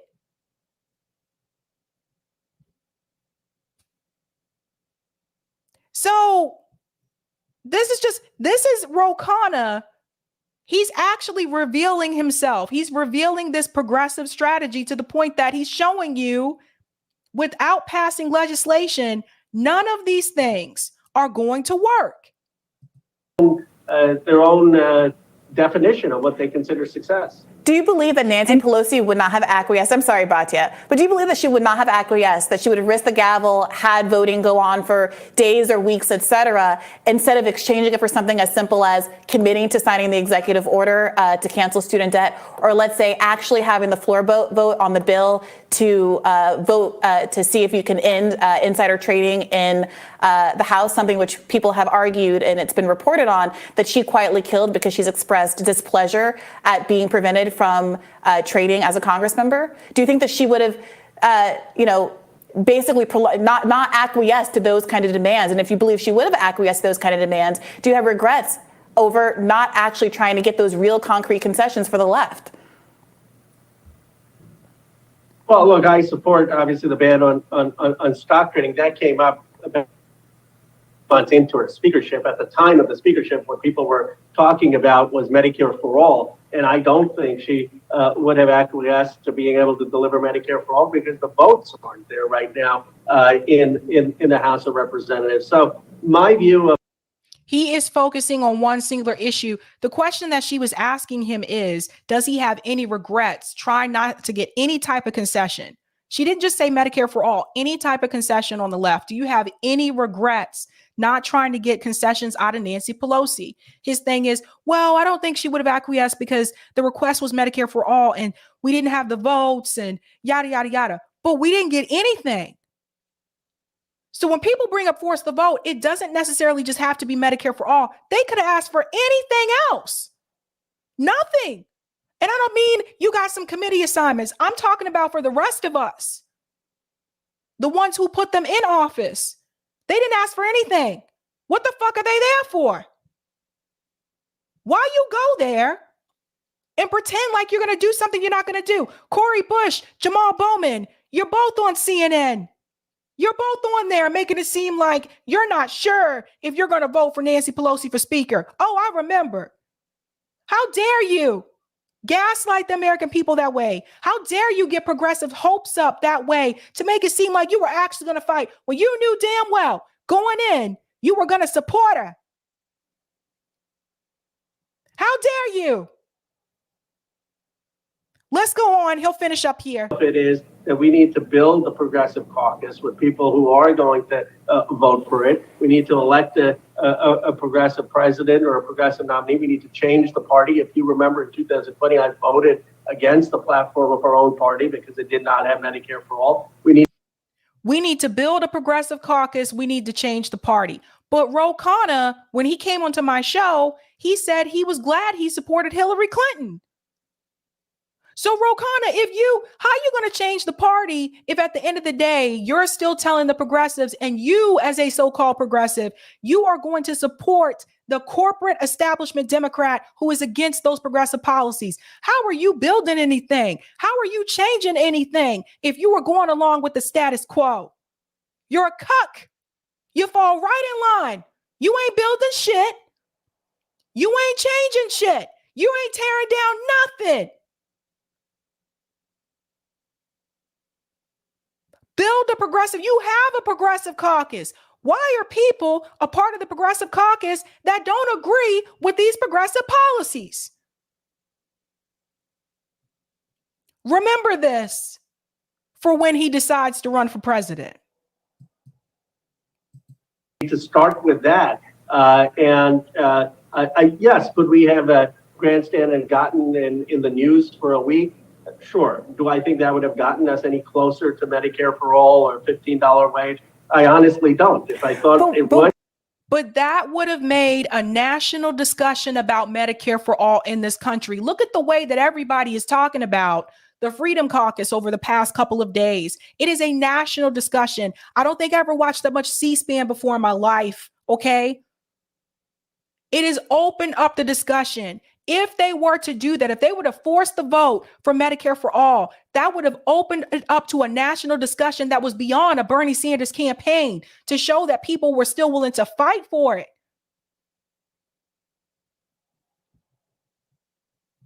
This is a mess. This is a mess, but we'll never know because they never did it. But Representative Khanna, it could be any ask, not just Medicare for all. So we could talk about any number of executive orders. We could talk about the kind of procedural changes, pay-go exemptions, the debt ceiling, all of the things that you've said you think you could potentially get out of the Republican obstruction in this moment. Why the optimism about what you can get out of the Republicans in negotiations now, but short-sightedness about what Democrats could have gotten in the same moment in 2021? Uh-oh. Well, what I'm trying to get out of the Republicans are things that the speaker would agree with. I'm trying to say we need to increase the debt ceiling. We shouldn't shut down the government. We shouldn't have frivolous investigations on Biden. Pelosi or Hakeem Jeffries would agree with all of that. We're trying to get the Republicans to a place where they're concerned about governing. There are two separate questions, Briahna. One is, can we actually govern in a way that is sensible? And then the broader question, can we get progressive goals that actually help the working class? Right now, we've got the first crisis, which is just can we have sane people governing and not have this country default on the debt? The workers to Khanna are secondary.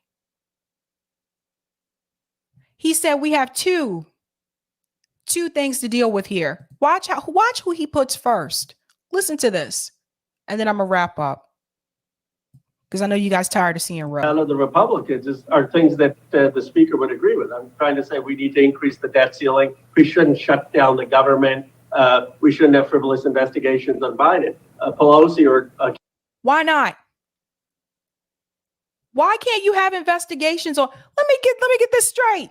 Let me make this very clear. Because these people had no problem having any type of investigations on Donald Trump. But now, because it's a member of your party, you have a problem with it. No, we cannot have any type of investigations into Joe Biden. Why not? If he's innocent, if he hasn't done anything wrong, then you shouldn't be concerned. Let me ask this question. Tara Reid accused Joe Biden of sexual assault.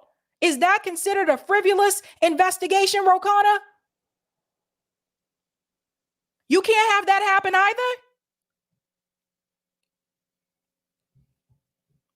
Hakeem Jeffries would agree with all of that.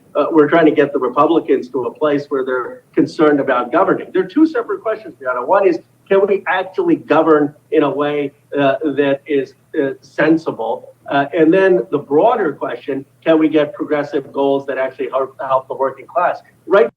The progressive goals to help the working class should have been first. That should have been first. This idea of him, we needed to govern in a way that is sensible. Define sensible. How does that help the working class? If you find a way to govern in a way that is sensible, so to speak, how does that help the working class people? Because it hasn't been my lifetime. Now we've got the first crisis, which is can we have sane people governing and not have this country default on the debt? That isn't sufficient for our politics. We have to have broader aspirations of progressive politics. But I think the only way we get those broader progressive aspirations is winning at the local level, state level, governorships, state parties, changing the party, and having someone like Sanders ultimately win the nomination. What did I tell you? That part that he said at the end about the local level, this is what I've been trying to tell you guys.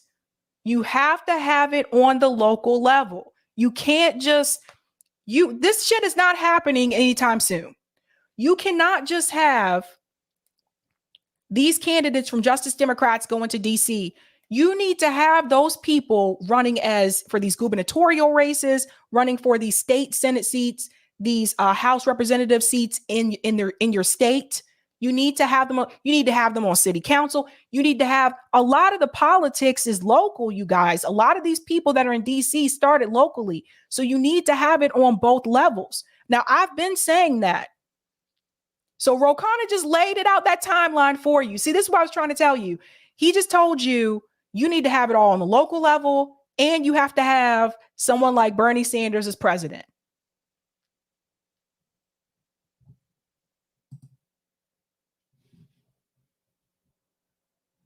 There you have it.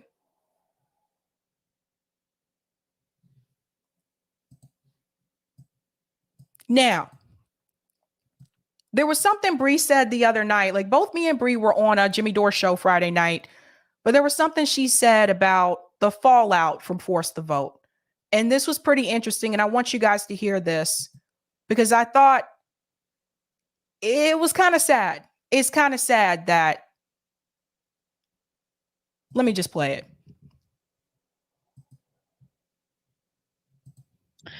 No, just that I know that people who have been supporting Force the Vote for the last 2 years have gone through a lot, that a lot of us have lost friends, has spent countless hours being antagonized on the internet. I've lost subscribers.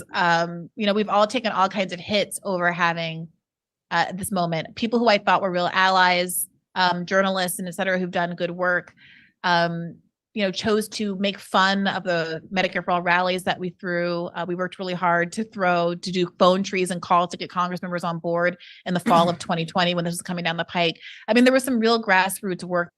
Notice how she mentioned the Medicare for All marches? That's what we were telling you guys. And that's why I said that to Ryan Grimm when he was on. The people who made fun of the Medicare for All marches. The same people who said they were allies for Medicare for All. It was ridiculous. That was done here. And I want to validate that. I want to validate Jimmy Dore's work and being a real leader in all of this and the movement, holding that town hall online that was so well attended and so important, in which so many people who have suffered greatly and lost loved ones as a consequence of not having healthcare system, guaranteed healthcare in this country. It was important. And I don't want people to memory hole all of the work that got done and all of the ways that people have suffered for keeping this message alive when it was very unpopular and when the most popular, powerful establishment parts of the left media were so arm locked and standing in solidarity against it. So I hope you are enjoying this vindication. There's a lot more work to do because Force the Vote moments will continue to come up over time. And as we've seen, there's a lot of hostility from parts of the left media that care more about having access and allyship with Congress members than actually fighting for the people who put those Congress members in office. So I just want to say thank you to everyone. And I hope you can briefly enjoy this little victory lap. What I tell you. So shout out to Bree for calling that out because, I mean, she's been in this space a lot longer than I have, but even I've seen it. Even in the short time that I've been in the space, I've seen that like certain people won't call out the politicians because they don't want to lose access to the politicians. And and you will lose access. You criticize them too heavily, you will not get access to them again. Maybe except for Khanna, because he doesn't seem to care as much. Thank you for the super chat, Delthea. So instead of a Trump clone in the speaker seat, we have a puppet of the Trump clones in Congress. Explain to me the difference. Thanks for the super chat, KD7. Roe is to politicians what Ryan Grimm is to journalists. His job is to go on left independent media to obfuscate, discourage, and flat out lie. Jeremy says Satan is also progressive. We got to get a laugh in here today. President Jesus said, I would love if you had on Alexander McKay of the Red Star Radio podcast, a communist based in Britain with a comprehensive understanding of the current labor battles there. I can seek that out as well. Thank you. And Delthea says, when both parties fear moving to the left, the only movement possible is to the right. It's the Cupid shuffle up in this piece. To the left, to the left, to the right, slide, crisscross, reverse. Oh, wait, that's the cha-cha slide. Did I mix those up? I mixed up two songs. I'll take the comment on Rockfin, Eric. And thank you for this tip, Dave.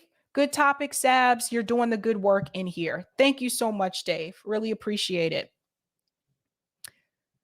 So I'm glad you joined me for the Sunday Scream. I think Nick and CJ may be going live as well. I think they're going to try to cover the Brazil incident. And we're going to roll out with this, guys. Thank you so much for hanging with me today. I hope you have a great afternoon / evening now. And I'm taking tomorrow off since I streamed today. I'll be back on Tuesday. I got to figure out what I want to do with Mondays per se. But other than that, guys, thank you so much. We're going to ride out to this. Have a good night. Keep up the fight.